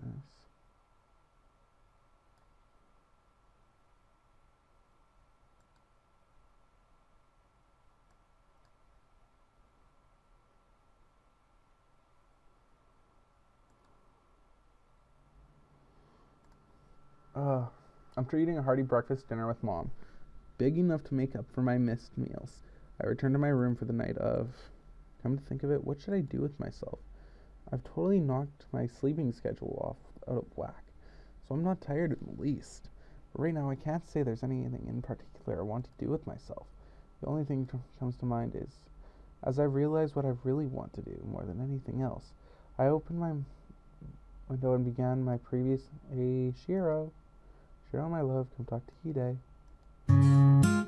Hideki, have you lost your mind? What do you think you're blurting out at for everyone to hear? Aw, she's embarrassed. Not me. I've already come to terms with how I feel. Sorry, I just can't contain my love for you any longer. Yeah, right. So you say that now. When I call you, you never respond. What are you... I grabbed my phone off the top of the desk and checked the recalled 8 text messages off from Shiro. There are another 5 missed calls from Mom and a few voicemails, but it seems Shiro is still in the lead. Crap, I'm sorry, Shiro. I didn't mean to ignore you. I just stayed out all night, so I've been completely out of it. You stayed out all night? What were you doing? Shiro, if you only knew. I spent the night with Rio, you know? So you've gone to the dark side after all. Not like that. You stayed up all night playing video games, okay? Relax, I'm just messing with you. I figured it would be something like that. But you don't doubt. Then you know that I told your mother that the two of you were studying. Actually, no. Even she doesn't buy that excuse anymore. Not that she ever did. Well, it's good to hear that you two are getting along. I guess he isn't still mad at you for getting a girlfriend before him. Well, I don't know about that. Nah, it's cool. I think we always realize that even you will land a girlfriend before he does. That's pretty cruel, Hideki. I disagree. In fact, I'm actually doing him a favor by taking you off the market. Oh, how's that? Well, the truth is, if you were still a bachelor, there's no way any girls would give him the time of day. Look, I told you, I don't swing that way. They don't know that, and I think even straight girls would prefer you over Rio. Easy, Hideki. That almost sounded like a compliment. Or at least, it's probably the closest I'll ever get out of you. This girl really does know me well. Anyway, I think it's about time I went to bed. Really, it's not like you've been going to school lately, so I think it shouldn't matter what time you go to sleep. Well, you have a point, but the truth is I'm not even supposed to be speaking to you like this. If anybody recognizes me as my father's daughter, then... so that's it. I guess it can't be helped then, but I can still send you an appropriate text, can't I? You better not. I have virtual pepper spray, and I'm not afraid to use it. At any rate, I'll talk to you tomorrow, Hideki. Alright, then. Good night, Shiro. Sweet dreams. Well, shit. You fucked up, Hideki.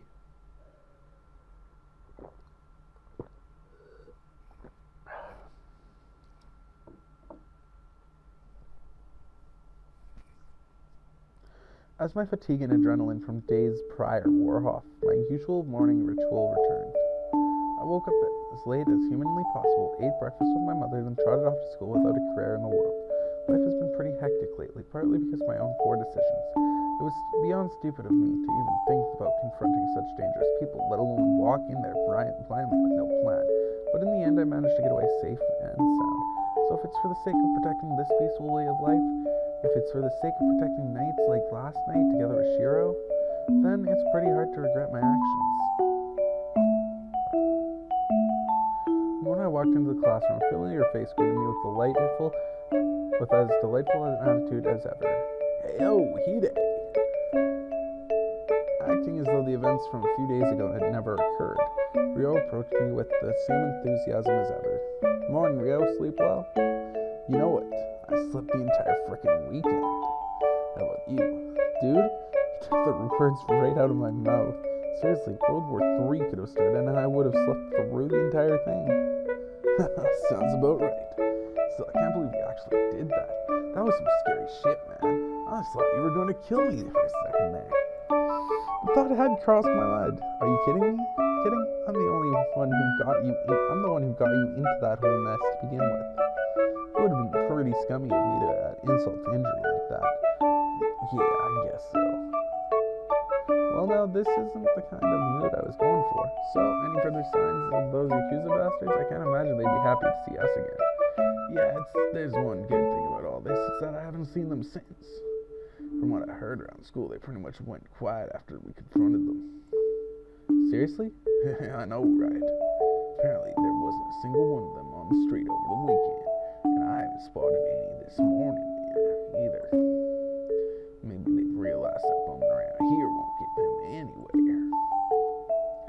Yeah, that must be it. Either that or they found what they were after. Shiro was perfectly fine last night, though. I didn't hear a peep from her house over the weekend. Maybe this really will all work out for the best after all. Come on, pick up already. Still no luck? No, none at all. My anxiety reaches its peak. I found myself frankly trying to call and text Shiro. I was the first out of class. I ran straight to the staircase leading to the roof, and I'd been trying to contact her ever since. But with the break about to end, not a single one of my calls had connected, nor had I received any replies to the messages I left. Damn it, Shiro, you better just be in the toilet or something. I swear if those Yakuza bastards lay a hand on you, Dude, I know you're worried, but you have to get back to class. You already missed school yesterday. If you miss another day already. Ryo's right. The best thing to do now would be to go to class acting as if nothing had happened. Thinking about it logically, Shiro's probably just taking a shower, or eating lunch, or doing something where she doesn't have access to her phone. Heck, she might even be getting revenge for all those missed calls and messages from when Shiro was trying to contact me the other night. So really, jumping to the conclusion that the Yakuza had found her is downright stupid. There are plenty of other scenarios to explain why she missed my calls, each one far more likely than going warfare in broad daylight. And yet, just go already, huh? You're going to run off anyway. I can tell just by looking at you. So you may as well go now. No use stressing needlessly, alright? Telling a friend to skip class isn't usually what I'd call good advice, but in this case, Ryo's right. Either Shiro's A-okay, and we'll have a great big laugh about how much of a worry I've been, or you know what? I think you're right. Later, Ryo. Tell the teacher not to wait up for me. You got it, buddy. Text me later telling me how embarrassed you are about this. Count on it.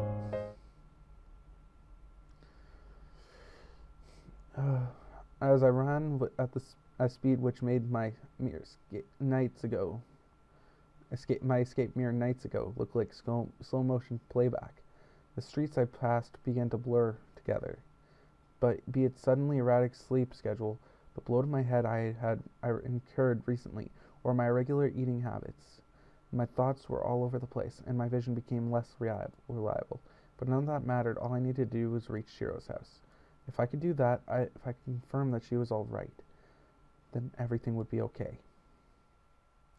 Fortunately, my optimism couldn't have come at a worse time. What the hell? What is this? Why are there police? Although I already knew the answer, I refused to believe that the worst had happened. Whatever was going on before me, it couldn't possibly be what I had feared most. Just take it easy, sir. Please calm down and tell us what happened. I don't know it all happened so fast. One second we were all eating lunch together, and next. No, this can't be happening. Sir, with all due respect, this obviously wasn't a random attack. We were targeted specifically in broad daylight. They couldn't have. You know who took your daughter, and if you don't tell us, what was that? Police officer questioning Mr. Amamiya muttered the words I had prayed that I wouldn't hear. I couldn't help but speak up. The entire time had been racking my brains, torturing myself, praying that my ill premonition was wrong, and yet the second that I arrived, a kid. Wait a second, I know you. You're Daisy Naoto, aren't you? Naoto from next door. Kid, do you know something about this? Do I ever? Mr. Amamiya, is it true? Was Shiro really taken? Yes. Yes, I'm afraid so. Oh God, oh God, oh God. This isn't happening to me. We arrived as quickly as we could, but it seems the perpetrators made it between the door. They were stationed outside the Naoto residence, almost as though they were watching that house instead.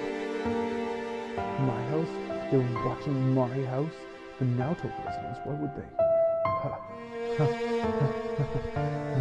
This is all just beyond absurd. I wanted to confuse those Yakuza bastards to tell them to back off, and all I did was lead them right to Shiro. I thought it was so brilliant escaping from them like that. I started talking to Shiro from my window again without caring the world. And the whole time I was just digging her grave. He wasn't. Listen, if you have any information about what's going on here, that's it. I'll not be able to take those bastards. They'll forget to keep Shiro. Yeah, I know who took Shiro, and I know exactly what he can find. I explained to the police officer what had happened with Rio and I, omitting certain inconvenient facts along the way. I told them how Yakuza had been trying to recruit kids from my school, asking about Amamiya, and even gave detailed directions to their hideout, working backwards from my memory of my escape. When all was said and done, interesting. It shouldn't be keep that in what? I should know. That's pure check. Well, we aren't going to do shit without evidence. Are you serious? You taking Mr. Amamiya? I understand that you're upset, and we have procedures to follow. You can't just run off half-cocked across town. There's some kids I don't believe this. I can't fucking believe this. I tell them where to go, what happened, and how to find the Yakuza leader. And the police want to just sit around collecting statements? Yeah, that's right. So what if the police don't help? I'm not just gonna sit here moping my Shiro's part of that. Even if I have to do this alone, I swear I'll bring Shiro back, alive and well. Setting out without delay, I pushed my legs to the limit for the third time as I desperately hurried towards the docks. High on adrenaline and filled with anger, I broke every athletic record I had ever set, focused solely on my destination. But as I continued to run towards a distinctive life-or-death situation, I felt oddly calm. With this much adrenaline surging through my body, I should have felt pumped and ready to go. Instead, all I feel now is peace. Honestly, I don't know how this will all turn out. Maybe I'll save Shiro, maybe I'll die trying. Hell, I might even chicken out and run away like a pathetic coward I wish I wasn't. But whatever the case, from here on out, I can't have any regrets. I arrived at the docks in record time, exhausted by my broken words. But when I showed up, what rested before my eyes was an empty scene similar to the one Rio and I had set upon our initial visit. It's a little worrying that this place is so quiet, given that I came here in search for someone. On the other hand, I'd had half expected an army of Yakuza waiting for me, guns in hand, so I can't complain. Besides, they can't have moved out already. They must have scattered throughout town or congregated around here somewhere. Either way, I can sneak around here quietly, unseen. Then I may be able to just get over this alive after all. True to my silent promise, I remained quiet, stealthy, practically invisible. I stalked the docks, in a manner completely unlike my last visit, where I had been strutting around proudly, almost as though I wanted to get caught. This time around, I knew exactly what had waited me if I had failed. Still no sign of anyone, no guards, no civilians, no Yakuza, no Shiro. I'm starting to get worried. What if they had already moved on? What if Mr. Amamiya traded away his daughter in order for his debt to be repaid? What if that smug bastard was already left with Ciela and the other woman hanging off his arms like trophies? What if I never see Shiro again? As the reality of that possibility hit me, my momentum has slammed into a halt. I optimistically shirked that possibility before, but whether I like it or not, there's a definite likelihood that Shiro and I will never meet again. All of those things I wanted to say to her, the places I wanted to go with her, experiences I wanted to indulge in with her. If Shiro really is gone, then... Huh? That sound, what could it have? I closed my eyes and focused my mind. I heard a second time the rattling of a wire fence. There is someone else here. Could it be? Help, please, somebody. Anybody, help me. It is her. Shiro. What I heard wasn't a wire fence. Shiro was trying to break free from her cage. Hideki? Hideki, you're here. You're really here. Shiro, what the hell happened? What have they done to you? No, never mind that now. We have to get you out of here. Hideki. I examined the lock in Shiro's cage. Her expression turned from one of relief to unmistakable sadness. No, Hideki, you can't do that. What? What are you talking about? Just tell me where the key is, and I'll get you out of here in no time. That's not what I mean, Hideki. It's too dangerous. You shouldn't be here. The hell I shouldn't. Do you really think I'd just leave you here to rot? Don't argue with me, Hideki. We need to get out of here as quickly as possible. These men, they aren't people you can handle. They'll kill you, Hideki. They'll gun you down without hesitation. Yeah, Shiro's right. I know she's right. She always is. But in a situation like this, where I'm Shiro's only chance of escape, can I really just abandon her? Now I'm gonna break her the fuck out. What am I saying? Of course I can't. I couldn't. Can never just leave Shiro here like that. I could rely on the police to handle this. I wouldn't have needed to come here from the beginning. Shiro, I'll be right back. Right back? What are you? Wait a minute, Hideki. You're saying what I think you're saying. Don't worry, I'll be back before you know it. No, Hideki, stop it. They'll kill you. Shiro's screams continued to reach my ears long after I left her side. She begged and pleaded for me to just leave her alone, let her suffer whatever fate was in store for her. But as my weary body limped along the docks, I knew that wasn't an option. I'd already come this far. I wasn't about going to leave her to fend for herself. Keys, where the hell are those damn keys? Shiro wouldn't tell me, so the chances are they're somewhere dangerous, like on the hip of one of those Yakuza, or in their boss's lair. But without any real information, I guess I have no choice but to search. As promised, I continued to search the docks from head to toe, stealthily making my way through every warehouse and office I could break into. I also spotted the first signs of life, bar Shiro's, and my own. Shady-looking men lurking about, slowly inching towards Shiro's cage. I convinced myself not to let it get to me. I needed to remain hidden, calm, quiet. But as time dragged on, my opportunity to save Shiro quickly faded. I grew more and more desperate. Those who are heading towards Shiro, then chances are they have the keys to her cage, in which case... No, I can't do that. Stop thinking like that, Hideki. Remember what happened last time.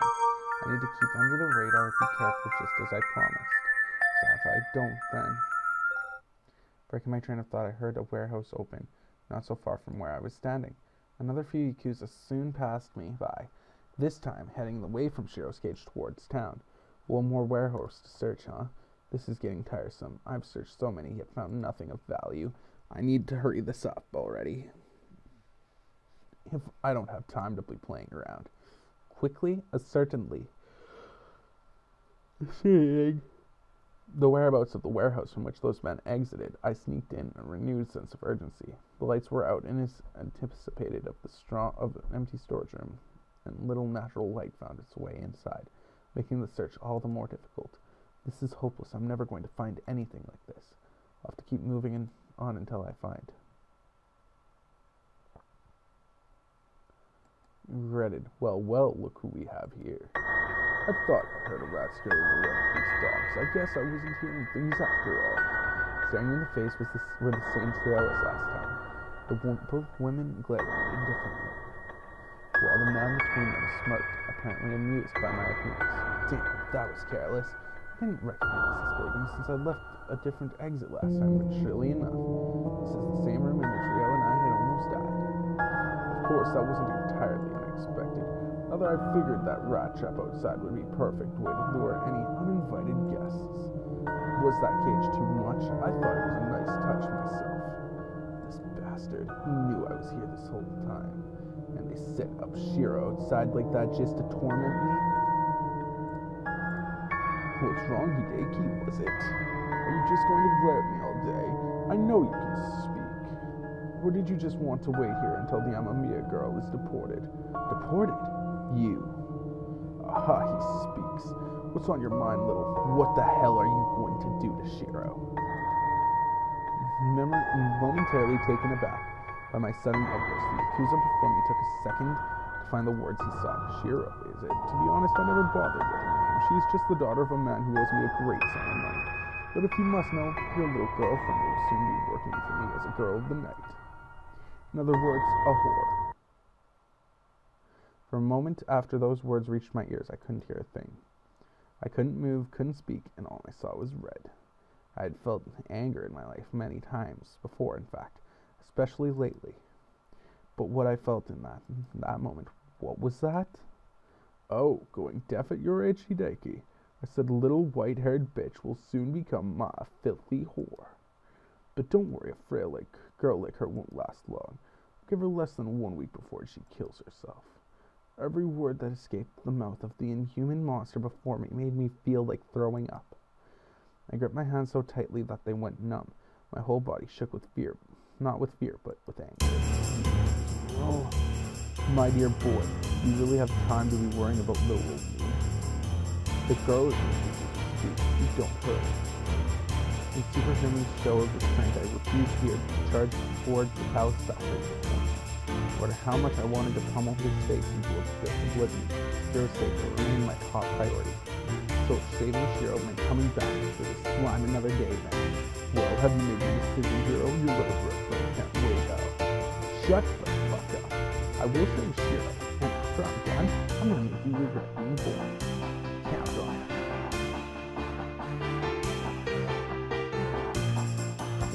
Driven by renewed desperation and adrenaline, I sprinted back towards Shiro's cage, finding every second that I went through. I paid no mind to the men skulking about, or to the pain racking my body. I had a single goal, and no matter what, I was willing to reach it. Almost there. Come on, Shiro, just a little longer. No. I sprinted as fast as I could towards Shiro's cage, not letting anything stand in my way. By the time I got there, I was too late. This is just unfair. Why does this keep happening?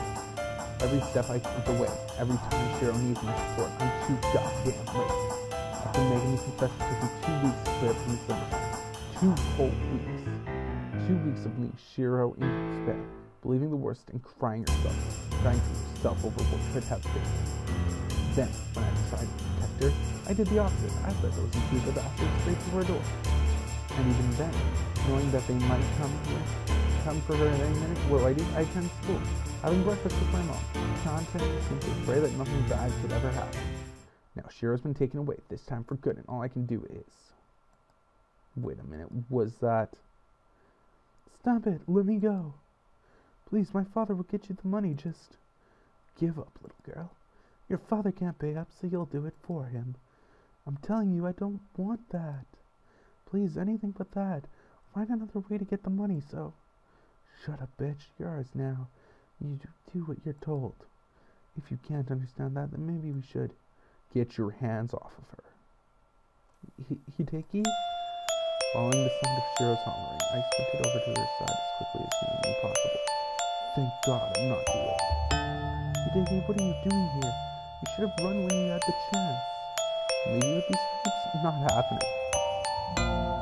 Two Yakuza holding Shiro stared at one another for a second, and they thought they weren't sure how to proceed. They hadn't been expecting company, especially not some kid with a death wish. Listen to the girl, kid. This is none of your business. The hell it isn't.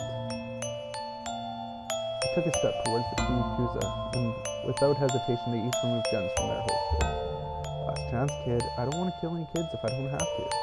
Yeah, well, tough luck, because the only way I'm leaving Shiro is in a body bag. I took another step forward. Hideki, stop. They really will kill you. Getting straight, taking over. One more step and I'll... Yo, what?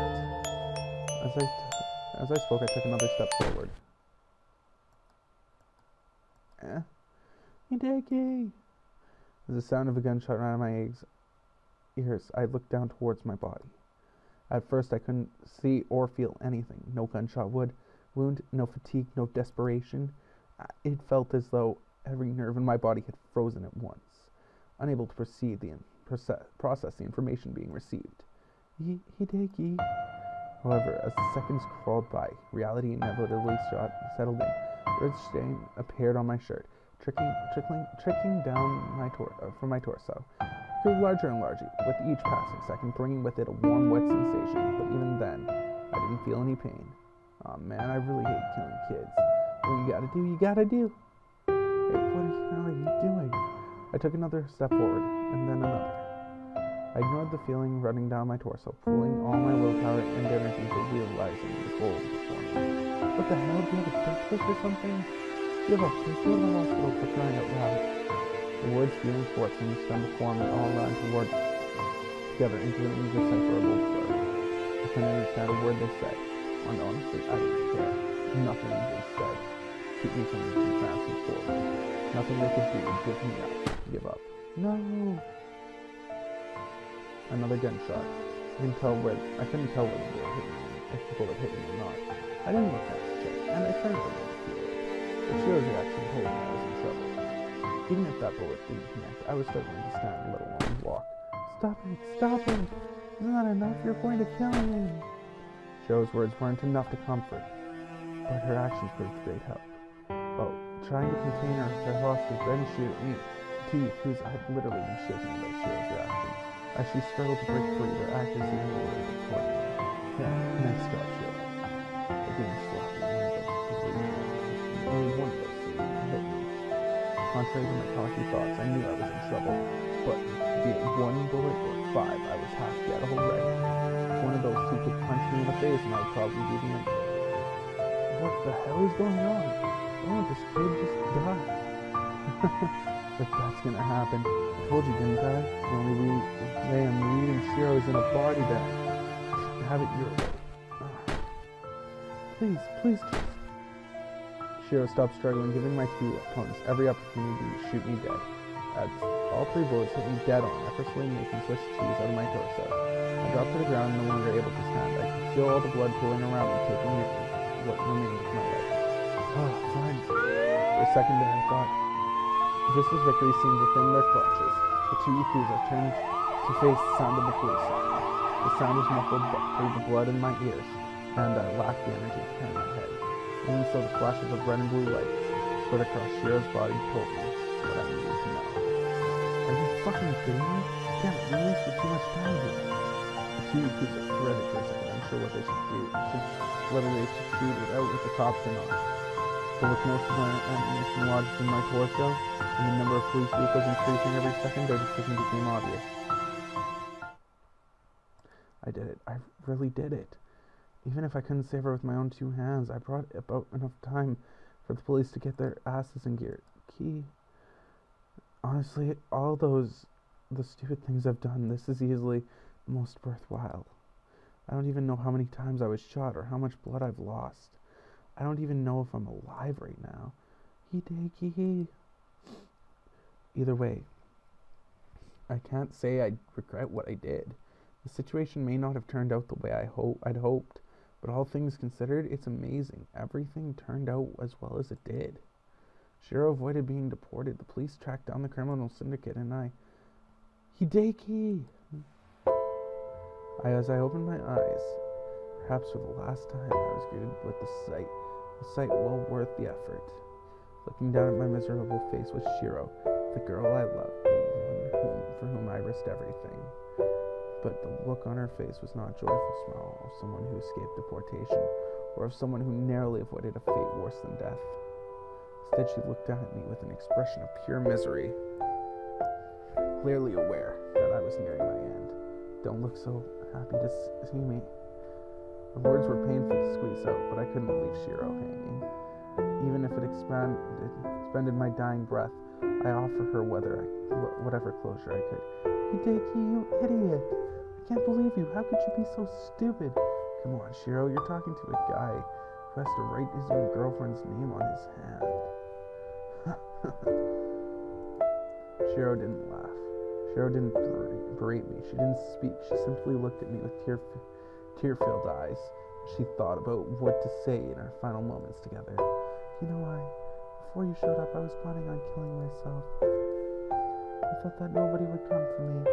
The person my father owed money to, when I was taken, he told me that they had planned for me. They came to my house, threatened my father, and he offered me to them without a second thought. No way. So I thought that if I was going to be forced into that kind of life anyway, then I'd rather... Shiro stopped talking. Words transformed into audible sobs, and tears streamed down her face. Idiot. What good would that have done? Huh? Do you have an idea how I would have felt if you did that? Shiro continued crying to herself, not saying a word. Anticipating no response anytime soon, I kept talking. That's why no matter what happens from here on, don't you dare kill yourself. Even after I die, No. Even through her tears, Shiro forced herself to speak once more.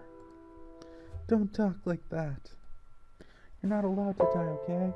I won't let you, Shiro. If you do, then what reason will I have to go on? My parents offered my life away without a second thought. My other friends never even noticed that I was gone. If you die, then I might as well. Don't you dare kill yourself. What did I just say, huh? No matter what else happens from here on out, that is the one thing you cannot do. But no buts. If you do that, then this will all have been for nothing. Do you want my death to have been for nothing? Of course not, but if you die, then you'll just have to live on for the both of us. Iteki. Tears refused to stop streaming down Shiro's face as words failed her. Her red eyes and running nose continued to silly, otherwise beautiful face, making me wish I had the strength to raise my hand and assure her that everything would be all right. But as her tear fell non-stop onto my numb face, I knew that was impossible. My time had come, I accepted that. Okay, Hideki, I'll do it. I'll live on for both of our sakes, no matter what happens to me from now on. Even if I never make a name for myself or recover from this, I will always live on.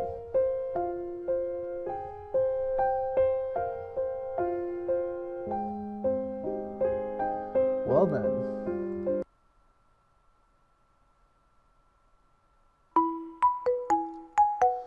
Let's see what CGs I got from that. Well, filled up the first page, technically. Really? That's there? Oh, right. I have to do the other part of the route to get the others. You know what? Let's go and do that real quick. Oops, return. Sorry guys, I'm just gonna have to skip through everything. I forgot to save the entire time we were playing, so you're just gonna have to bear with me until I get to the other part. Leave. Stay in class.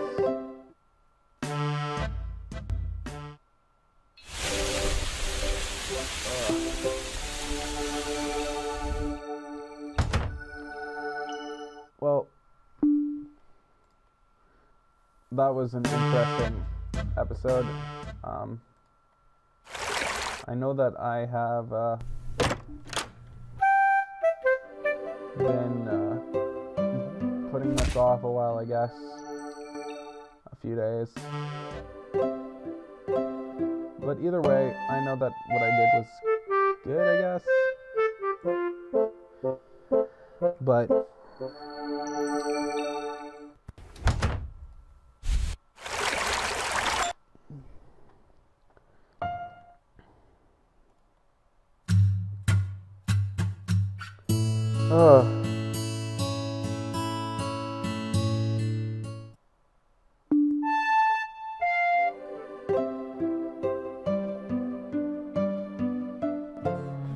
oh, this is taking forever.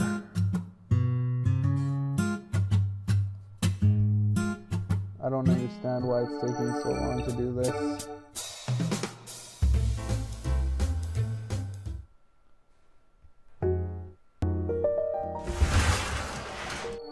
It's taking forever to even just get back to it.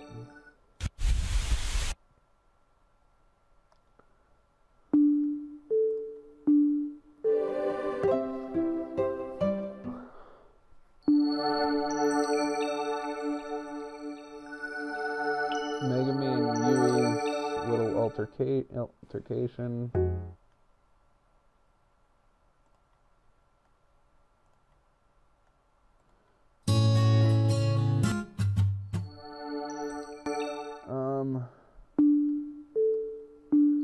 Stay in class, study, take Shiro, study, study.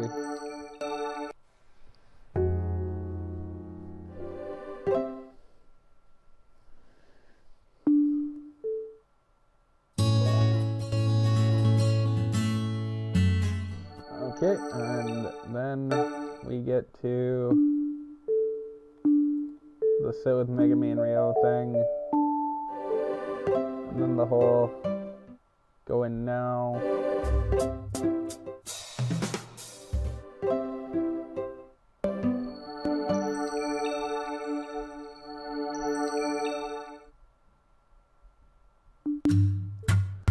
And then her playing her music.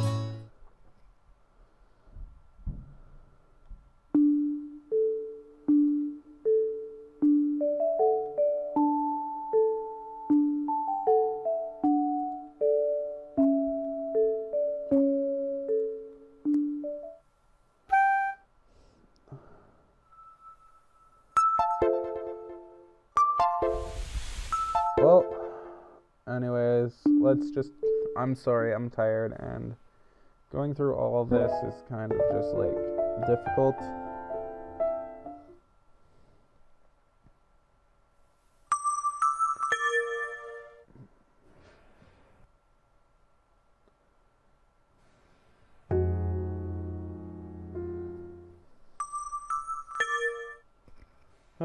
And we do this whole bullshit with the whole mafia leader again.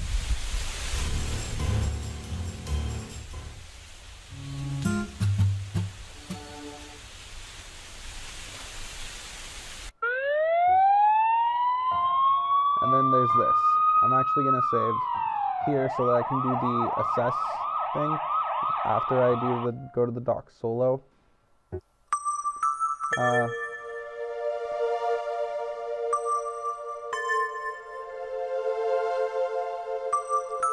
I'm a boy, a kid who doesn't know when to call quits. Or at least I didn't until now. Alright, Shiro, you win. I'll get out of here, no fights, no rescue attempts, nothing. Hideki, and please don't feel bad about this. It's funny that you came here and rescue life from me. If this is already more than I could have ever hoped for. But if you really did die, if you threw your life away trying to save me, I'd never be able to live with myself. Yeah, I feel the same way. But I don't think I've given up just yet. Even if I won't break you up myself, I will get you out of here. I had already told the police where to find you. Once they get their heads out of their asses, they'll be right here. Guns are blazing, ready to save you. Just hold on a little longer, okay? They'll be here before you know it. Sure, Hideki, I'll wait. Good, that's all I ask. Without another word, I left Shiro alone. Fine. A makeshift shell with an admiring graveyard, no doubt swarming with Yakuza. As a part of me was glad to have palmed off responsibility for Shiro's rescue. I was relieved to avoid another painful, scary, life-threatening situation. But inside of me, I knew that I would never forgive myself for leaving her there. As I ventured further and further away from the docks, police sirens inevitably retraced my steps. They spread toward the very location I had detailed at the first chance I was given. At least, last heading a dice and choosing to do the right thing. And I relished in the knowledge, albeit indirectly, I could help Shiro after all. That should be the last of them, boy. Once the first shots were fired, the bastards really came out of the woodwork. Still, I can't believe those scumbags were trying to traffic humans in this day and age. If If I were that poor girl, I'd have bitten my tongue off too. She killed herself. Oh my. Wow. Calm down and right, I need to calm down. Getting agitated won't help, neither will getting careless. I have to think this through rationally and gather all the information at my disposal. Quietly pushing past the officers outside, I made my way into Shiro's bedroom. It's kind of sad that my first time in Shiro's room is under these conditions. The way we always talked late at night, I secretly hoped we'd one day get to do so from within the same bedroom. But now, I looked around the room horrified by the state the room had been left in. Weird. I'm sure someone here said Shiro was taking a while for eating lunch together. If that were the case, why would Shiro's room have been trapped? They had to have a reason for coming up here. Maybe Shiro ran for it and tried to hide in her room. Maybe Anami had tried to buy time by telling them he'd hidden money in Shiro's room. At any rate, Shiro must have, before I could finish that thought, he caught my attention. Out the corner of my eye. In the corner of the room, smashed to pieces of Shiro's guitar. Unbelievable. Unfucking believable. I picked up the piece of Shiro's guitar and squeezed it as hard as I could. Even when blood started to trickle down my hand, I held on, tightly gripping the fragment of Shiro's soul left behind. Forget motive, forget the reason for coming up here. I'm going to find that smug bastard from the other night, and when I do, when I ram this wooden shard straight through his fucking eye socket, carried by ultimately very legs, fueled predominantly by anger, I raced across town like an antic athlete. Sitting neatly in my breast pocket was a shard from Shiro's guitar, serving as both a good luck charm and a reminder of what I needed to do. I'm so pissed off and ready to vent. Quickly made my way to the docks, pushed my weakened heart to the brink as adrenaline fueled my empty body. But as I continued to run toward the instinctive life or death situation, I felt oddly... Okay, and we're back to this. I'm gonna go with the break her out option.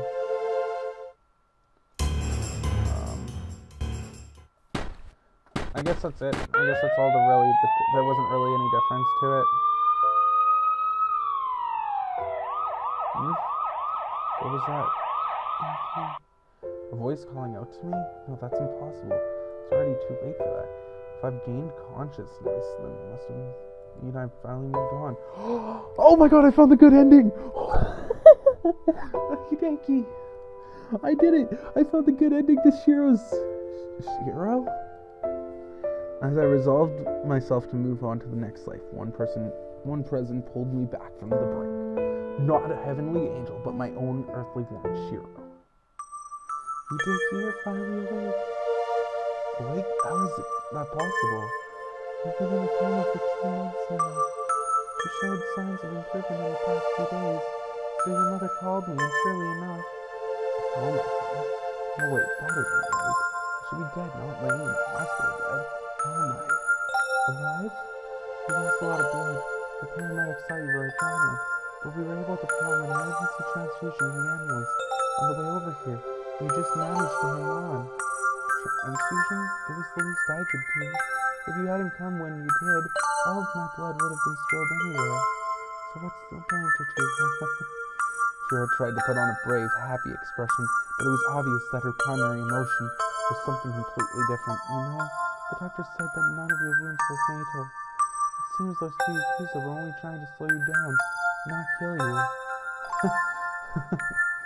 Now that is funny. I guess they weren't lying about not wanting to kill a kid after all. Even so, that last bullet was dangerously close to your heart. If it hadn't been deflected at the last second, you would have... deflected at the last second. Maybe I had some luck left after all. No, wait. Heading towards my heart, deflected at the last second. It couldn't be. When you're thinking about it logically, there's no other explanation. I wanted to save Shiro's life, and she unknowingly wound up saving mine. Indirectly, of course. I knew it. I always knew I liked that guitar of hers. And you... Me? Shiro paused for a second, not expecting the conversation to become about her. Honestly, That hasn't been great. Can identifying your case numbers for the police, testifying both for and against my own father, and reliving the whole deal. Time and time again, Shiro spoke at an increasingly rapid rate the more she riled herself up. But as she realized that she was getting upset, Shiro took a deep breath and slowed back down. Anyway, forget about that. None of that matters now. It doesn't matter how you survived, or what twists and turns I've been through these past 2 months. What's important is that, despite odds being stacked so heavily against us, we're both still here. And now, after overcoming every unbelievable obstacle to get in our way, there's nothing more to hold us back. No matter what anyone says, nothing will come between us ever again. Boom! Happy ending. Oh. Thank God, I knew I was missing a couple CGs. Anyways, thank you guys for watching Shiro's Arc. I finally found a good ending. It was so hard to find. Like, I'm not even kidding. I believe Fatal Ferret did a playthrough of this once, and he couldn't even find the perfect ending for Shiro.